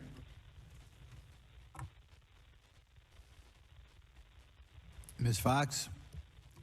Thank you, Mr. Chairman, and I thank our witnesses for being here today. Mr. Garouche, in your sworn testimony, you state that the United States government has retrieved supposedly extraterrestrial spacecraft and other UAP-related artifacts. You go so far as to state that the U.S. is in possession of, quote, non-human spacecraft, end quote, and that some of these artifacts have circulated with defense contractors. Several other former military and intelligence officials have come forward with similar allegations, albeit in non-public settings. However, Dr. Sean Kirkpatrick, the director of AARO, previously testified before Congress that there has been, and I quote, no credible evidence thus far of extraterrestrial activity or of, quote, off-world technology brought to the attention of the office. To your knowledge, is that statement correct? It's not accurate. I believe Dr. Kirkpatrick mentioned he had about 30 individuals that have come to AARO thus far. A few of those individuals have also come to AARO that I also interviewed, okay, and I know what they provided Dr. Kirkpatrick and their team. Okay. I was able to evaluate that information. I need to go on. Sure. But my understanding that his statement is accurate, came from a direct quote. And this contradiction is a perfect example of why we need to inject transparency into our government. And for another example, look no further than the pitiful response to the Chinese spy balloon debacle earlier this year. You may remember the mass confusion that ensued when the balloon was first spotted over Montana, 4 days after it first entered U.S. airspace over Alaska. The Biden administration's initial inability to address the object grew into a continuous series of embarrassments. After news of the balloon reached the mainstream media, we were assured that the balloon posed no threat to our security. However, after the balloon was allowed to transit the entire continental United States, fighter jets were scrambled off the coast of South Carolina to shoot it down. This flip-flopping and obfuscation caused needless confusion, fear, and panic across the country. It's my hope, Mr. Chairman, that this sort of confusion will not be repeated.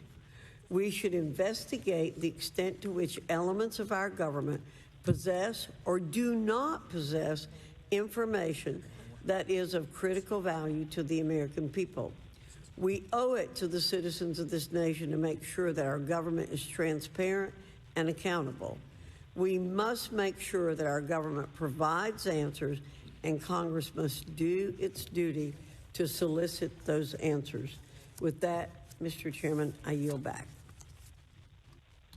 Yeah, Mr. Frost. Thank you, Mr. Chairman. In 2022, NASA announced that it was commissioning an independent study team to examine UAPs. The NASA team is comprised of scientists across different fields, as well as former astronauts and pilots. In May, the independent study team held at its first public meeting, which included the perspectives from NASA senior leaders, as well as perspectives from the Department of Defense and intelligence agencies. The NASA study team is also expected to release its first report pretty soon, and I think it's safe to say that we all eagerly await its results. Mr. Graves, how might NASA's research influence the commercial industry regarding safety in UAP? I think NASA has a big role to play as far as commercial aviation safety, and it's one of their original charges as an organization. One of the recommendations that have been put forward is to utilize their existing aviation safety reporting system to serve as a short-term fill and trusted platform for pilots that want to report on UAP. It also has built-in analytics capability and is funded by Congress. Gotcha. And also, Mr. Graves, are there any other industries that may be influenced by the NASA research on UAPs? And if so, how so?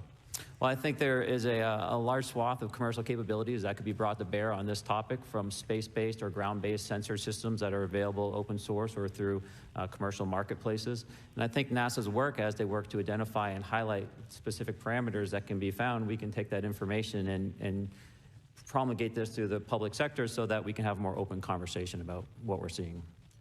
You know, in 2020, the Department of Defense released several videos of UAPs, including Mr. Freyer's experience, U.S. Navy pilots that recorded footage.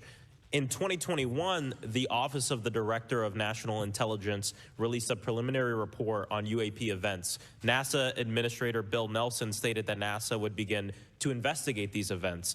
In fact, I sit on Science, Space, and Technology Committee, and when we were doing a hearing with the NASA Administrator Bill Nelson, I asked, you know, why NASA needed to be fully funded, and there were many great reasons, but one of them was actually had to do with UAPs. He actually mentioned, you know, is there life out there? I don't know. And so either way, these actions ultimately led NASA to assemble the independent study team that I mentioned earlier.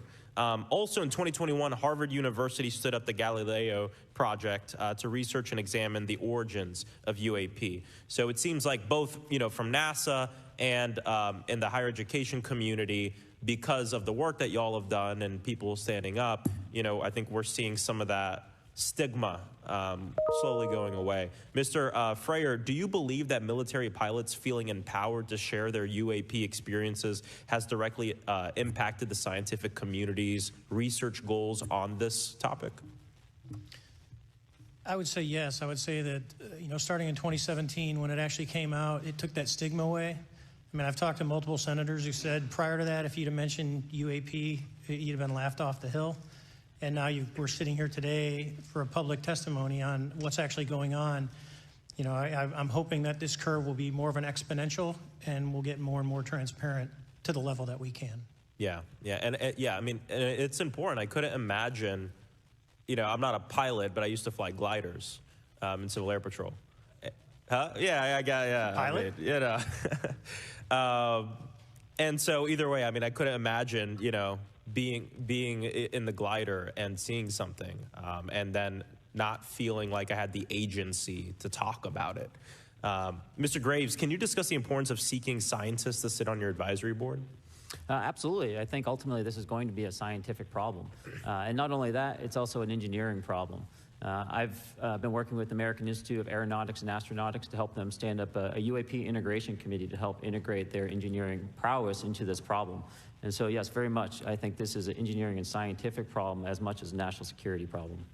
And how might Congress help to facilitate partnerships between the scientific community and the UAP focus groups within government?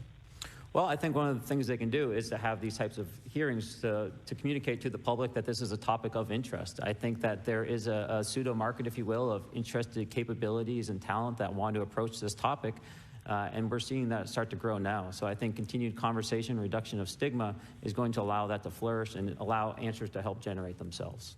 100%. Well, thank you all for being here, and thank you for your work. I think it's important that we keep our top scientific minds focused on this issue and look for ways to increase collaboration. Thank you so much. I yield back.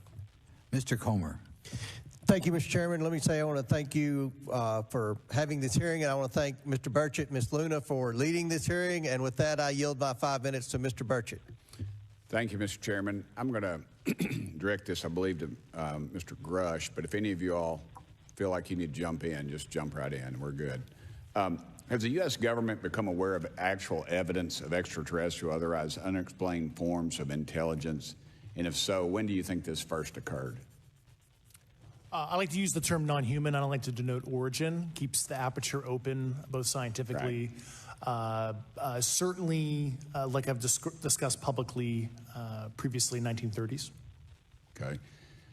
Can you give me the names and titles of the people with direct firsthand knowledge and access to some of this crash retrieval, some of these crash retrieval programs, and maybe which facilities, military bases that the recovered material would be in? And I know a lot of Congress have talked about we're going to go to Area 51, and I mean, there's nothing there anymore anyway. It's just and we move like a glacier. And as soon as we announce it, I'm sure the moving vans would pull up. But please. I can't discuss that publicly, but I did provide that information both to the Intel committees and the Inspector General. And we could get that in the SCIF if we were allowed to get in a SCIF with you. Would that be probably what you would think? Sure, if you had the appropriate accesses, yeah. What special access programs cover this information, and how is it possible that they have evaded oversight for so long? I do know the names. Once again, I can't discuss that publicly and how they've evaded oversight. In a closed setting, I can tell you the specific tradecraft use. All right. When do you think those programs began, and who authorized them? I do know a lot of that information, but that's something I can't discuss publicly because of sensitivities. All right. If any of y'all want to jump in on any of this, you're more than welcome to. What level of security clearance is required to fully access these programs? Well, anybody who has... and I say that because myself, Representative Gates and Representative Luna were basically turned away at one point at Eglin. So please go right ahead. Certainly difference between member access and, say, somebody like me, but anybody who has a TSSCI clearance and meets the eligibility criteria, the Access Adjudicative Authority should be able to grant you access. Mr. Burchett, if you'll yield, so just to put a fine point on that, there's nothing that you're aware of that's above special access program classification. It's a misnomer that there's anything actually above top secret. Executive Order 13526 delineates the classification levels. Right, but I draw a point on that because we can have access to those programs, and so the notion that we're not being given that access sort of defies our typical muscle memory here in Congress. Thank you, Mr. Burchett. I'll yield back to you. Thank you, Mr. Gates. Along those lines, Title 10, you may not know this or not, but Title 10 and Title 50 authorization, they seem to say they're inefficient. So who gets to decide this, in your opinion, in the past? It's a group of career senior executive officials. Okay, are they government officials? Both in and out. Do what? Both in and out of government, and that's about as far as I can go there. Yeah. All right, well, that leads to my next question. Which private corporations are directly involved in this program? How much taxpayer money has been invested in these programs, to your knowledge? I mean, we know we audit the Pentagon every year, and I've been here 5 years, and they failed the dadgum thing every year. They lose over $1 billion a year, we think, and I was told the Department of Defense maybe 60% of their assets are unaccounted for, whatever the heck that means. In the public sector, you go to jail for that kind of crap. So tell me. Yeah, I know when I'm $1 off of my DTS travel voucher, I get hammered, but it seems like it doesn't work the other way, if you sell over if you sell over $600 worth of stuff on eBay, now you get a call from the IRS. So please, what corporations? Yeah, I don't know the specific metrics towards the end of your question. The specific corporations I did provide to the committees in specific divisions, and I spent 11 and a half hours with both Intel committees. So. Okay, has there been an active U.S. government disinformation campaign to deny the existence of unidentified aerial phenomena? And if so, why? I can't go beyond what I've already espoused publicly about that.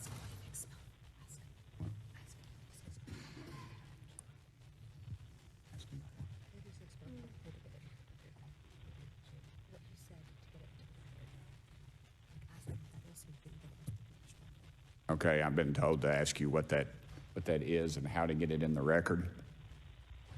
What have you stated publicly in your interviews for the Congressional record? Yeah. If you reference my News Nation interview and I talk about a multi-decade, campaign to disenfranchise public interest, basically. I've gone. Yeah.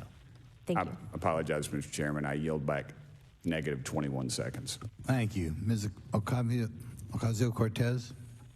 Thank you, Mr. Chairman, and thank you to our witnesses for coming here today. I do concur with the ranking member as well as several other members here on this committee that this is a committee for whistleblowers and for the protection of whistleblowers as well. So we understand what you're putting on the table here and what you're putting on the line here, and we thank you for that.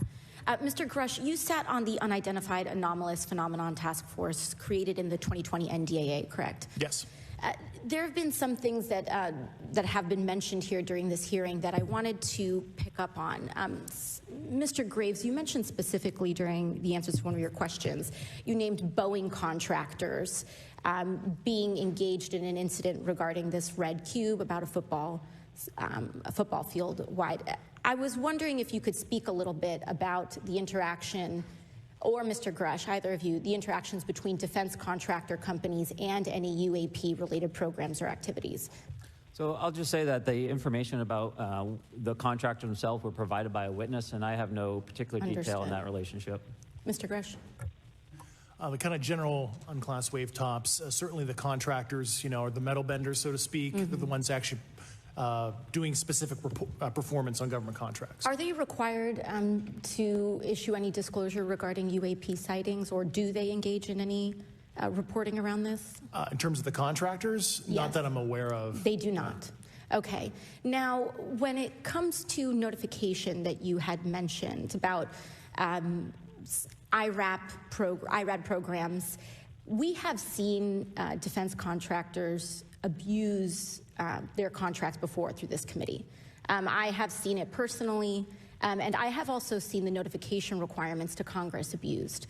I am wondering, one of the loopholes that we see in the law is that there is, at least from my vantage point, is that depending on what we're seeing, is that there are no actual definitions or requirements for notification.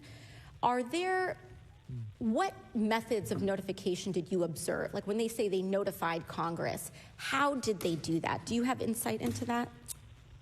For certain IRAD activities, I can only think of ones conventional in nature.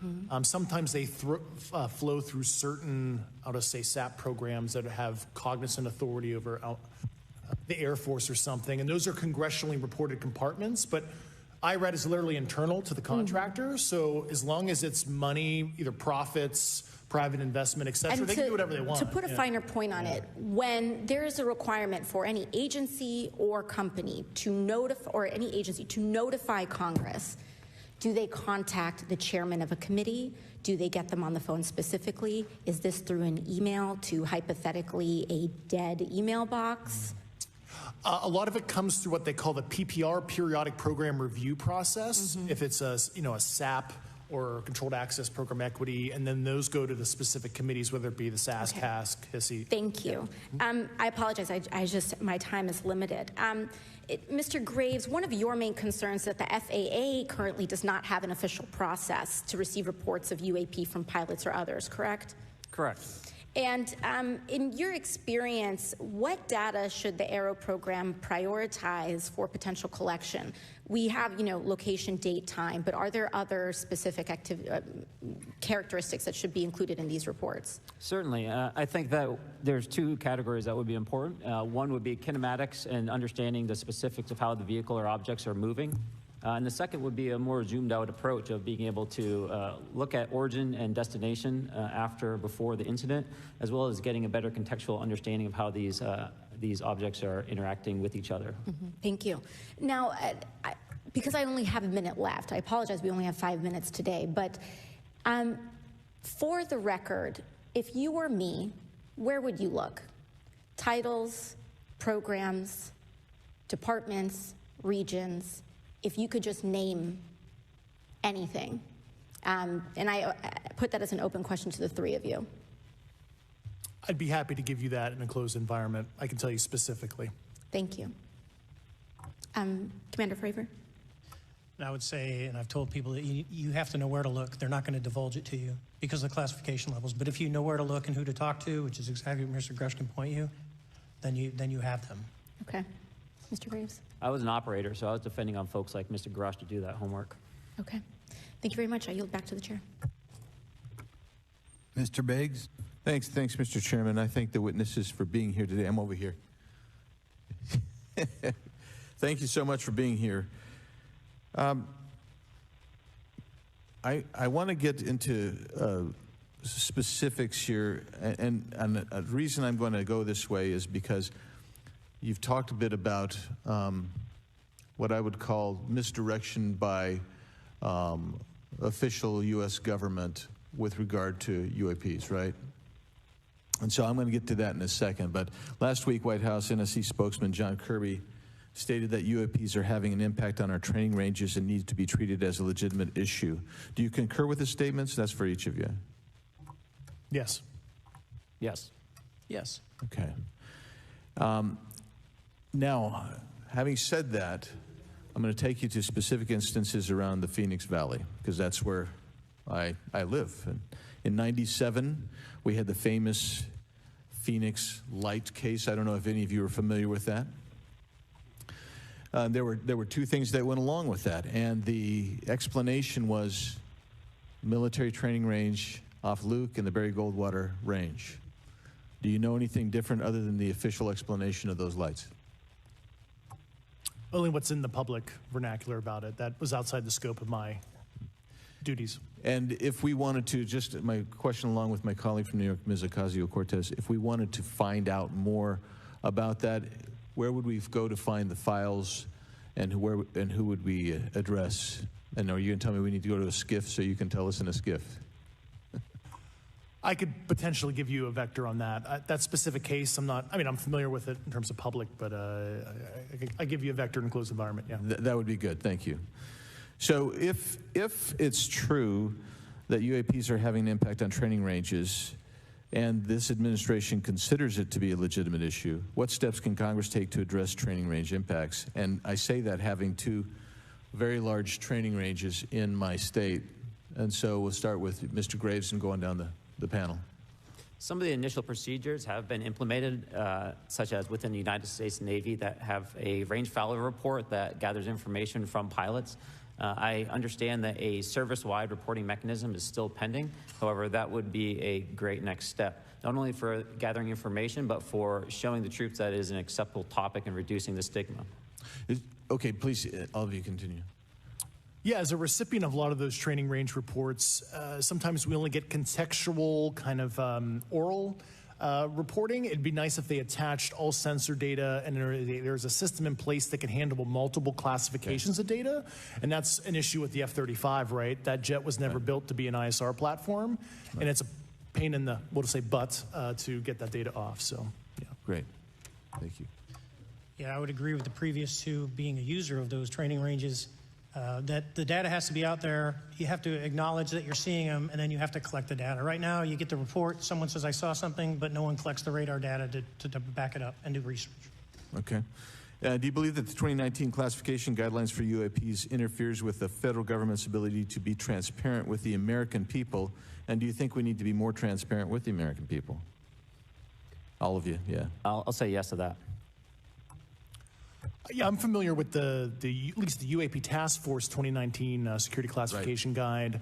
I think it's fair. I did actually help author that with the director. You got a bias that way then. But I will say, I'll call it a lazy attitude about declassifying videos. I mean, I've seen some of the videos of the recent shoot down, and I saw no reason that couldn't have been released as long as they mask some data. The American people deserve to see that imagery and full motion video.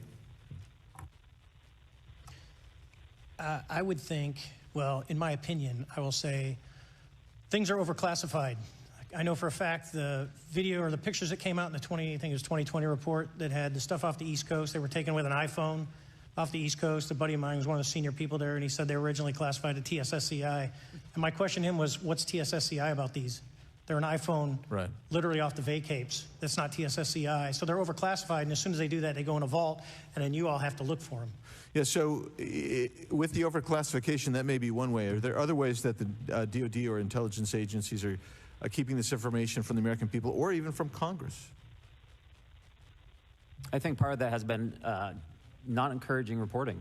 If the problem is not something that can be measured, it's not something that's going to be fixed. Okay, very good. Well, I'm out of time, and I thank you, Mr. Chairman, and I yield back.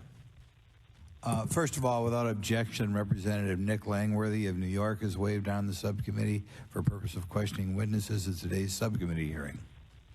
And then we go to Mr. Burleson. Thank you, Mr. Chairman. Appreciate you guys coming out today, testifying. Look, I've been here for 6 months, and I'm pretty skeptical. I don't trust anything in this town. And so I think that's because I'm from Missouri. You've got to show me, right? With that being said, there's been a lot of things that have been said in the public, Mr. Grush, and so I want to get down to, if we can, some specifics, right? So at one point you had said that there has been harmful activity or aggressive activity. Has any of the activity been aggressive, been hostile in your reports? I know of multiple colleagues of mine that got physically injured. And the activity, and I got by UAPs or by people within the federal government? Both. Okay, so there has been activity by alien or non-human technology and or beings that has caused harm to humans. I can't get into the specifics in an open environment, but at least the activity that I personally witnessed, and I have to be very careful here because they tell you never to acknowledge tradecraft, right? So what I personally witnessed myself and my wife was very disturbing. Okay. One of my constituents actually sent this next question, and I figured I'd ask it since I had the same thought. You've said that the U.S. has intact spacecraft. You said that the government has alien bodies or alien species. Have you seen the spacecraft? I have to be careful to describe what I've seen firsthand and not in this environment, but I could answer that question behind closed doors. Yeah. And have you seen any of the bodies? That's something I've not witnessed myself. Okay, and so with that being said, and the other statement that has been made that was intriguing to me it's intriguing because my view has been that we are billions of light years away from any other system. And the concept that an alien species that's technologically advanced enough to travel billions of light years gets here and somehow is incompetent enough to not survive Earth or crashes is something that I find a little bit far-fetched. And with that being said, you have mentioned that there's interdimensional potential. Could you expound on that? Yeah, to answer your first question, and I'm here as a fact witness and expert, but I will give you a theoretical framework, at least to work off, to kind of espouse crashes, regardless of your level of sentience, right? Planes crash, cars crash, n number of sorties, however high, a small percentage are going to end in mission failure, if you will, as we say in the Air Force. And then in terms of multidimensionality, that kind of thing, the framework that I'm familiar with, for example, is something called the holographic principle.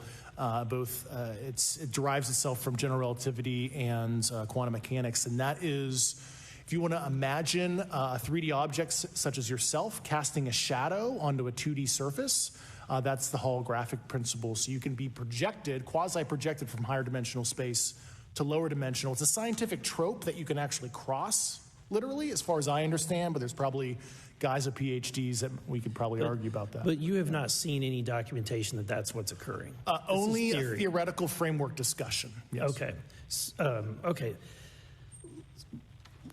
Occam's razor is that these aircraft, have they been identified that they are being produced by by domestic, military and contractors? Is there any evidence that that's what's being recovered? Not to my knowledge, plus the recoveries predate a lot of our advanced programs that I previously am witting of. So, would it be safe to say that there could be a scenario today where you have an aircraft that crashes and because it's been involved in one program from one federal agency, and but the agency that retrieves it is not aware of that program, and to them it appears alien in origin? I mean, that's a hypothetical situation. I'm not aware of any historical situation that would match that you described. So you're not aware? It has not happened that you're aware of? That I'm aware of. Thank you, Mr. Chairman. I yield back.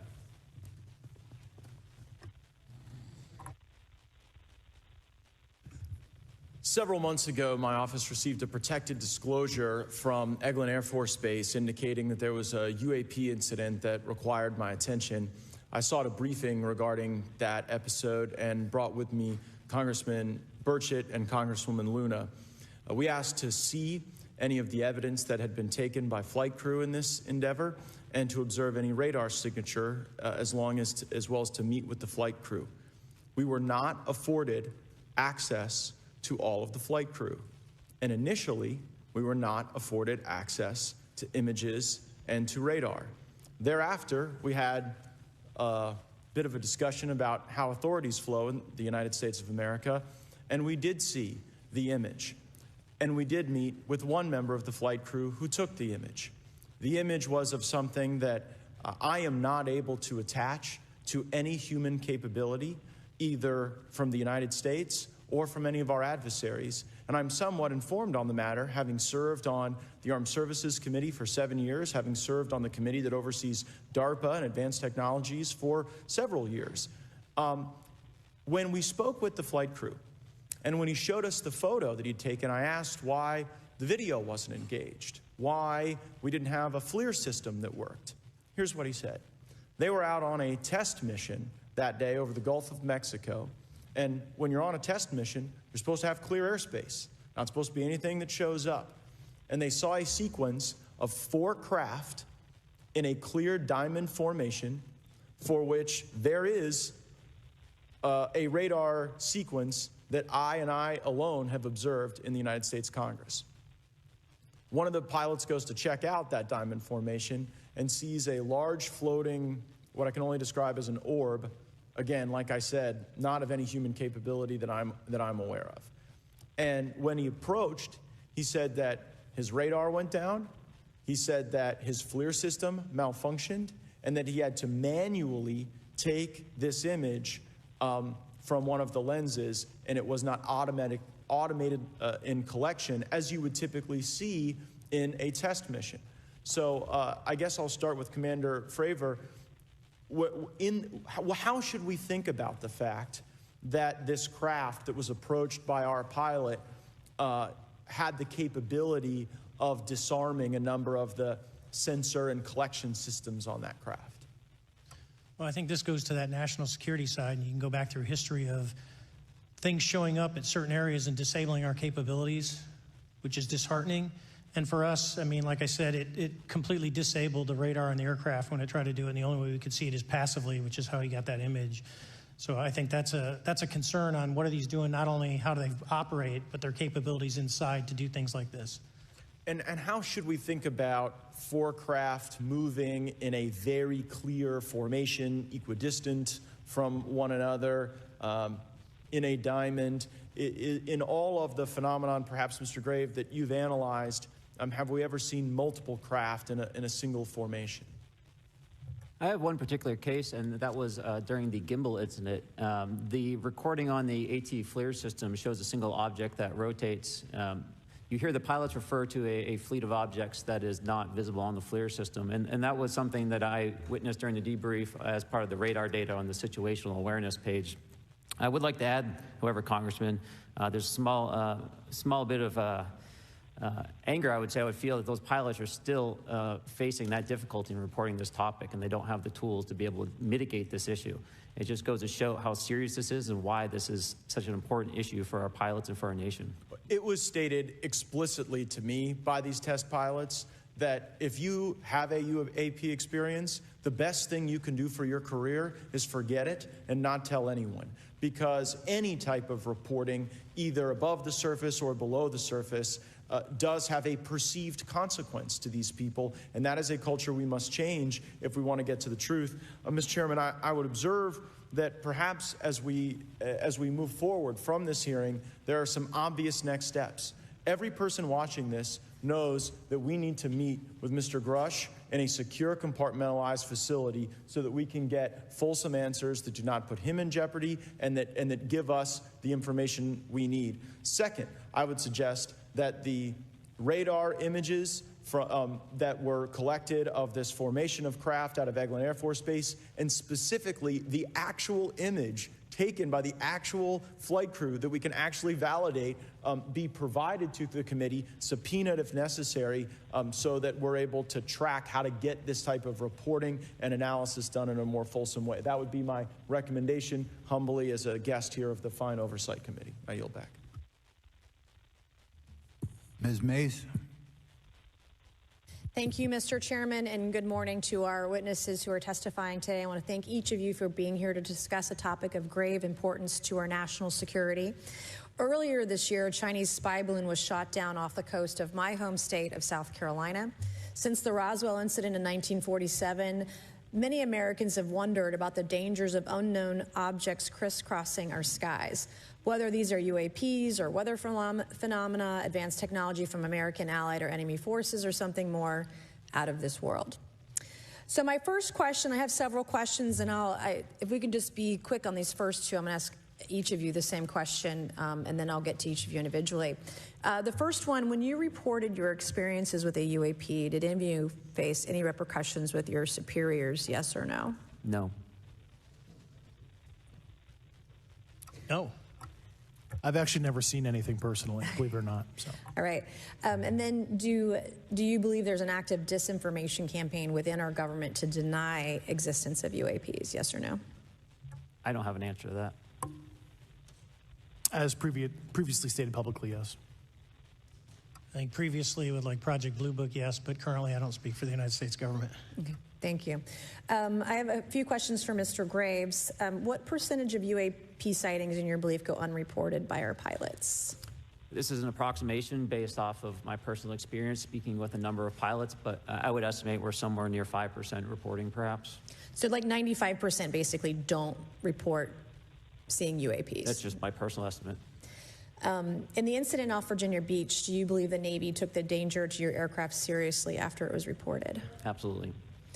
A few questions for Mr. Favor. As an expert naval aviator, have you ever seen an object that looked and moved like the Tic Tac UAP? No. Did the Tic Tac UAP move in such a way that defied the laws of physics? The way we understand them, yes.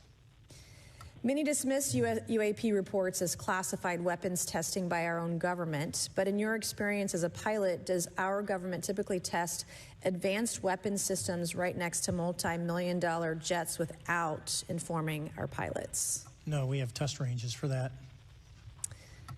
It took over 15 years for your encounter with the Tic Tac to be declassified. Do you feel there was a good reason to prevent lawmakers from having access to this footage? No, I just think it was ignored when it happened, and it just sat somewhere in a file. Never got reported. In a drawer. It happens a lot up here. Shocker. Mr. Grush, a couple of questions for you too, sir, this morning. What percentage of UAPs do you feel are adequately investigated by the U.S. government, of the 5% that are reported? I can only speak for my personal leadership over at NGA. I tried to look at every report that came through that I could triage. So.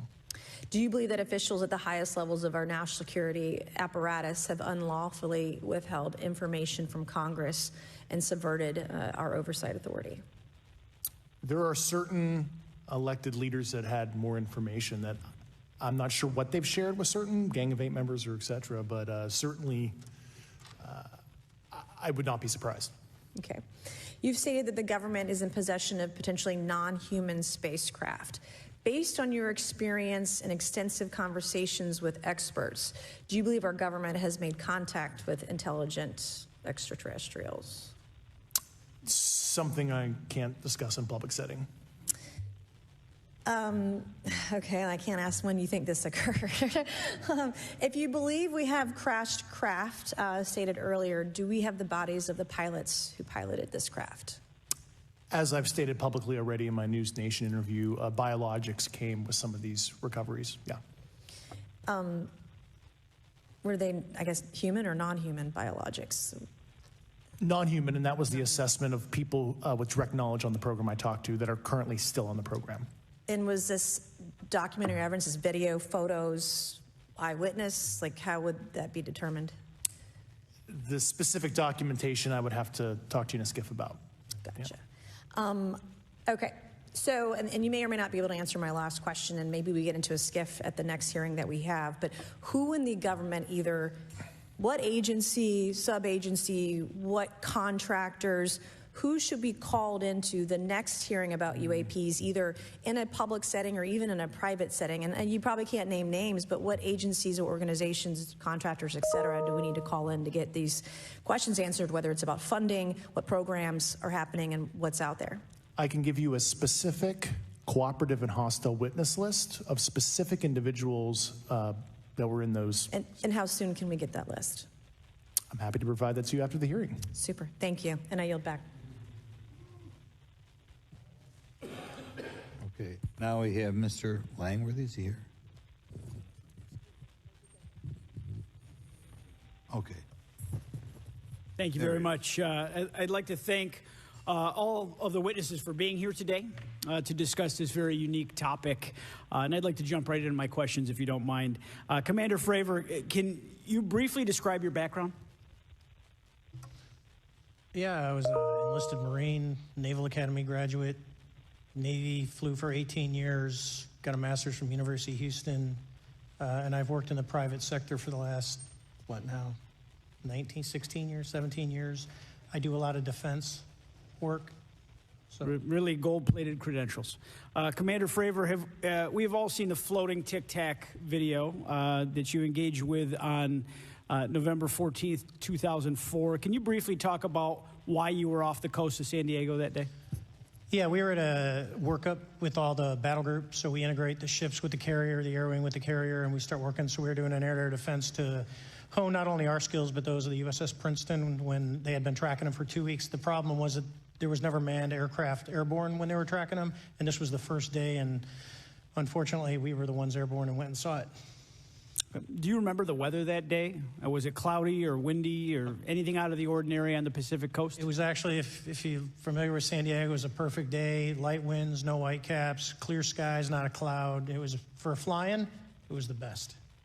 Now, is it true that you saw, in your words, a 40-foot flying Tic-Tac shaped object?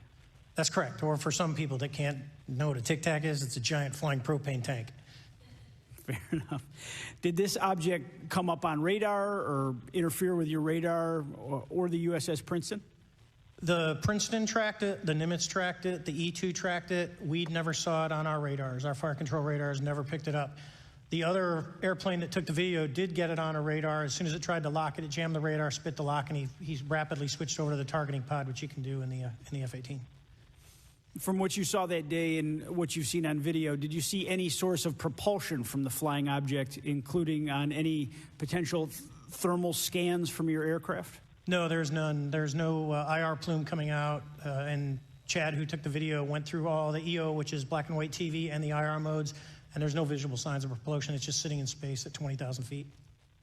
In your career, have you ever seen a propulsion system that creates no thermal exhaust? No. Can you describe how the aircraft maneuvered? Abruptly, very determinate. It knew exactly what it was doing. It was aware of our presence, and it had acceleration rates. I mean, it went from 0 to matching our speed in no time at all. Now, if the fastest plane on Earth was trying to do these maneuvers that you saw, would it be capable of doing that? No, not even close. And just to confirm, this object had no wings, correct? No wings. Now, was the aircraft that you were flying, was it armed? No, never felt threatened at all. If the aircraft was armed, do you believe that your aircraft or any aircraft in possession of the United States could have shot the Tic Tac down? I'd say no. Just on the performance, it would just left in a split second. It looks like that we have a problem here that needs further investigation. Yes. In your belief, is this flying Tic Tac, I mean, is it capable of being the product of any other nation on the earth? No, like I said earlier, I think it defies current material science and the ability to develop that much propulsion. And I know there's been some physicists have done calculations, which is beyond anything that we have. Well, either the United States has an adversary here in this world that we don't know, or we really have some serious investigations to do. I really appreciate you being here. Is there anything else about the November 14th, 2004 incident that you think is important for this committee to know that you haven't been asked here today? No, it's been said it's probably the most credible UFO sighting in history based on all the sensors that were tracking it, and then for us to get visual and to go against the naysayers that it's something on the screen or whatever. I mean, there's 4 sets of human eyeballs. We're all very credible. Of the 6 of us that were involved in the thing, including the video, every one of us is going to do 20-plus years in the military in very responsible positions. So I'd say the world needs to know that. It's not a joke. Well, thank you very much for your testimony here today for all of you, and I yield back, Mr. Chairman. Mr. Ogles. Thank you, Mr. Chairman, and thank you all for being here and the courage it took to come forward and again, the sacrifice that each of you have made. I serve on the National Security Subcommittee for the Financial Services Committee, so I really want to stay in the national security lane, if I may. So when we think about traditional adversaries and both us towards them and them towards us, we probe their capabilities. We look for weaknesses, and we collect that data, that reconnaissance for in the event we need it in the future. For each of you, yes or no question, based off of your own experience or the data that you've been privy to, is there any indication that these UAPs could be essentially collecting reconnaissance information? Mr. Graves? Yes. Mr. Grush? Fair assessment, yeah. Mr. Fravor? Very possible. Again, in the national security vein, is it possible that these UAPs would be probing our capabilities? Yes or no, Mr. Graves? Yes. Grush? Yes. Fravor? Definitely. Is it possible that these UAPs are testing for vulnerabilities in our current systems? Yes. Yes. Possible. Do you feel, based off of your experience and the information that you've been privy to, that these UAPs provide an existential threat to the national security of the United States? Mr. Graves? Potentially. Yes, sir, potentially. Same answer, potentially. Yeah, I'd say Fravor? definitely, potentially. Mr. Graves and Fravor, in the event that your encounters had become hostile, would you have had the capability to defend yourself, your crew, your aircraft? Absolutely not. Sir? No. Is based off of the information that you've been privy to, is there any indication that these UAPs are interested in our nuclear technology and capabilities? Yes. By external observation, sure, that could be a fair assessment, yeah. Yes. Is there any indication that the Department of Energy is involved in UAP data collection and housing? I don't have an answer. I can't confirm or deny that in a public setting. And No. could you do it in a secure setting? Yes. Mr. Fravor? No, I don't know. Mr. Chairman, I think I'm the last member to go, but there clearly is a threat to the national security of the United States of America. As members of Congress, we have a responsibility to maintain oversight and be aware of these activities so that, if appropriate, we take action. I would encourage the chairman to demand that we have any and all, but in particular Mr. Grush, talk to us in a skiff. And if that access is denied, I will personally volunteer to initiate the Holman Rule against any personnel or any program or any agency that denies access to Congress. Mr. Chairman, with that, I will yield the remainder of my time to my fellow colleague from Tennessee, Mr. Burchett. Thank you, Mr. Chairman. Thank you, Mr. Ogles, for the great questions, brother. Mr. Grush, I might have asked this before, but I want to make sure. Do you have any personal knowledge of someone who's possibly been injured working on legacy UAP reverse engineering? Yes. Okay. How were they injured? Is it something like a radioactive type situation or something we didn't understand? I've heard people talk about Havana syndrome type incidences. What was your recollection of that? I can't get into specifics, but you can imagine assessing an unknown unknown. There's a lot of potentialities you can't fully prepare for. How do you think we ought to handle UAP whistleblower complaints like yours in the future? Yeah, there was some issue with mine. So, PPD-19 process, it goes to the Intel committees, either through PPD-19 or ICD-120. There's not a good way for the Intelligence Community Inspector General to provide that to other committees. And I asked my information to be sent to the House and Senate Armed Services Committee because there are Title X equities at play, but there was no smooth process to do so. Yeah. That's a trash can. Are you aware of any individuals that are participating in reverse engineering programs for non-terrestrial craft? Personally, yes. Do you know any that would be willing to testify if there were protections for them? Certainly closed door and assurances that breaking their NDA, they're not going to get administratively punished for so. Yeah. I yield, Mr. Chairman. Thank you. We're going to do something a little bit out of the ordinary here. We're going to give 3 people a chance at an additional 3 minutes. So, Mr.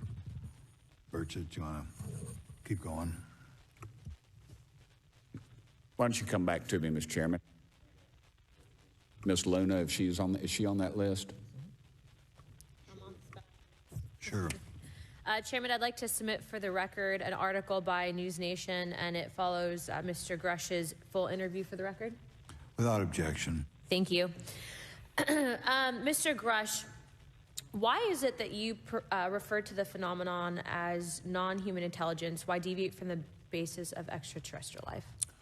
I think the phenomenon is very complex, and I like to leave an open mind analytically to specific origin.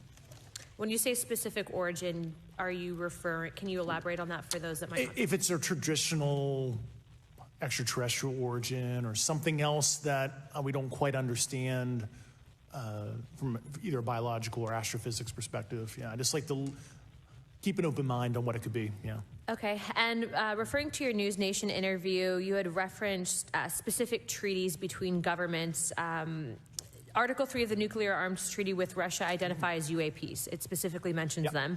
To your knowledge, are there safety measures in place with foreign governments or other superpowers to avoid an escalatory situation in the event that a UAP malevolent event occurs? Yeah, you're referring to actual public treaty in the UN Register. It's funny you mentioned that. Yeah, the Agreement on Measures to Reduce the Risk of Outbreak of Nuclear War signed in 1971. Unclassified treaty publicly available. And if you cite the George Washington University National Security Archives, you will find the declassified in 2013 specific provisions in the specific red line flash message traffic with the specific codes pursuant to Article 3 and Article, also Situation 2, which is in the previously classified NSA archive. What I would recommend, and I tried to get access, but I got a wall of silence at the White House, was those specific incidents when those message traffic was used. I think some scholarship on that would open the door to a further investigation using those publicly available information. Thank you. And then my last question with 51 seconds remaining. You mentioned white-collar crimes potentially being taking place in regards to a cover-up. Can you please elaborate? I have concerns based on the interviews I conducted under my official duties of potential violations of the federal acquisition regulations, the FAR. Thank you very much. Chairman, I yield the remainder of my time. Okay, we'll go to Mr. Raskin for 3 minutes. Thanks, Mr. Chair, and I thank the witnesses for their endurance and service today. Mr. Fravor, you've described your episode in detail now, and you call it the most credible UFO sighting in history. But I wonder, was this the first time that you encountered a UFO or a UAP in 2004? Yes.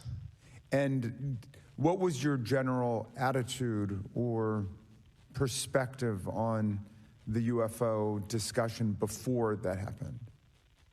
I never felt that we were alone with all the planets out there, but I wasn't a UFO person. I wasn't watching History Channel and MUFON and all that.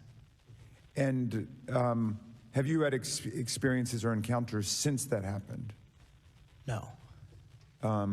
And so have you formed any general conclusions about what you think you experienced then? Yes. I think what we experienced was, like I said, well beyond the material science and the capabilities that we had at the time, that we have currently, or that we're going to have in the next 10 to 20 years.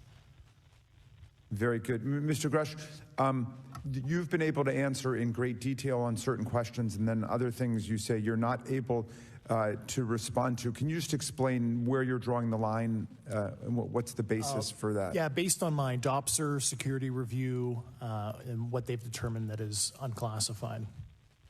I see. So you're answering any questions that just call upon your knowledge of unclassified questions, but anything that relates to classified matters you're not commenting on in this context. In an open session, but happy to participate in a closed session at the right level, yeah. Okay. And Mr. Graves, you've said that there are dozens of fellow pilots, military pilots. Are there also commercial pilots who've encountered the same kind of sightings that you described before? They are similar. Commercial pilots have less range and less sensors to be able to reach out and look for objects over wide swaths of airspace. And so pilots are seeing them, commercial pilots are seeing them, and they're typically closer, and the range of what they're seeing is pretty large. What is the most vivid, concrete sighting with the naked eye of the objects that you described before, the cube-like objects? Certainly. I think the most vivid sighting of that would have been near midair that we had at the entrance to our working area. One of these objects was completely stationary at the exact entrance to our working areas, not only geographically but also at altitude. So it was right where all the jets are going, essentially, on the eastern seaboard. The two aircraft flew within about 50 feet of the object, and that was a very close visual sighting. And you were in one of the aircraft? I was not. I was there when the pilot landed. He canceled the mission after, and I was there. He was in the ready room with all his gear on, with his mouth open, and I asked him what the problem was, and he said he almost hit one of those darn things. He said he was 50 feet away from it? Yes, sir. And his description of the object was consistent with the description you gave us before? A dark gray or a black cube inside of a clear sphere. Inside of a clear sphere?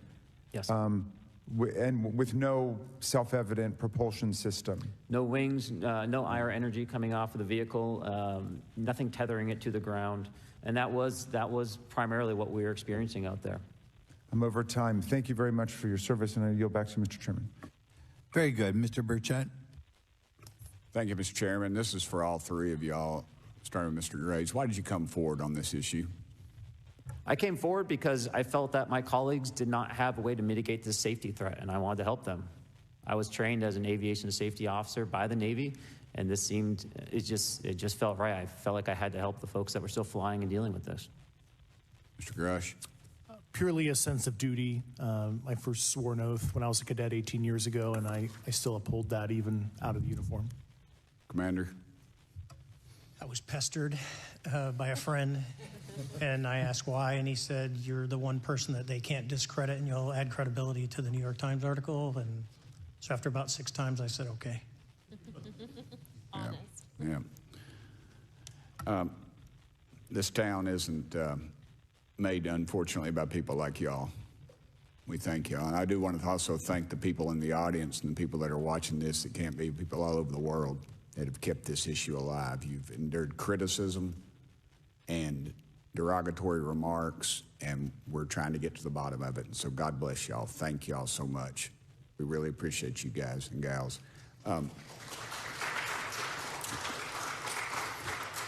That's why we need term limits. Y'all keep clapping, us politicians just keep talking. So let me ask y'all, how can the public contribute to UAP reporting, and what avenues you think are available to the public to report these sightings? Well, right now, I don't think there is a lot of public options for every man to be able to report on this. I think even for professionals that have sensor data that are seeing these on a regular basis, they're still hesitant to come forward. And so for the general public, I think encouraging the conversations that we're having today, looking for technology solutions that can be distributed so that objective data can be gathered is the first place to go. Mr. Grush?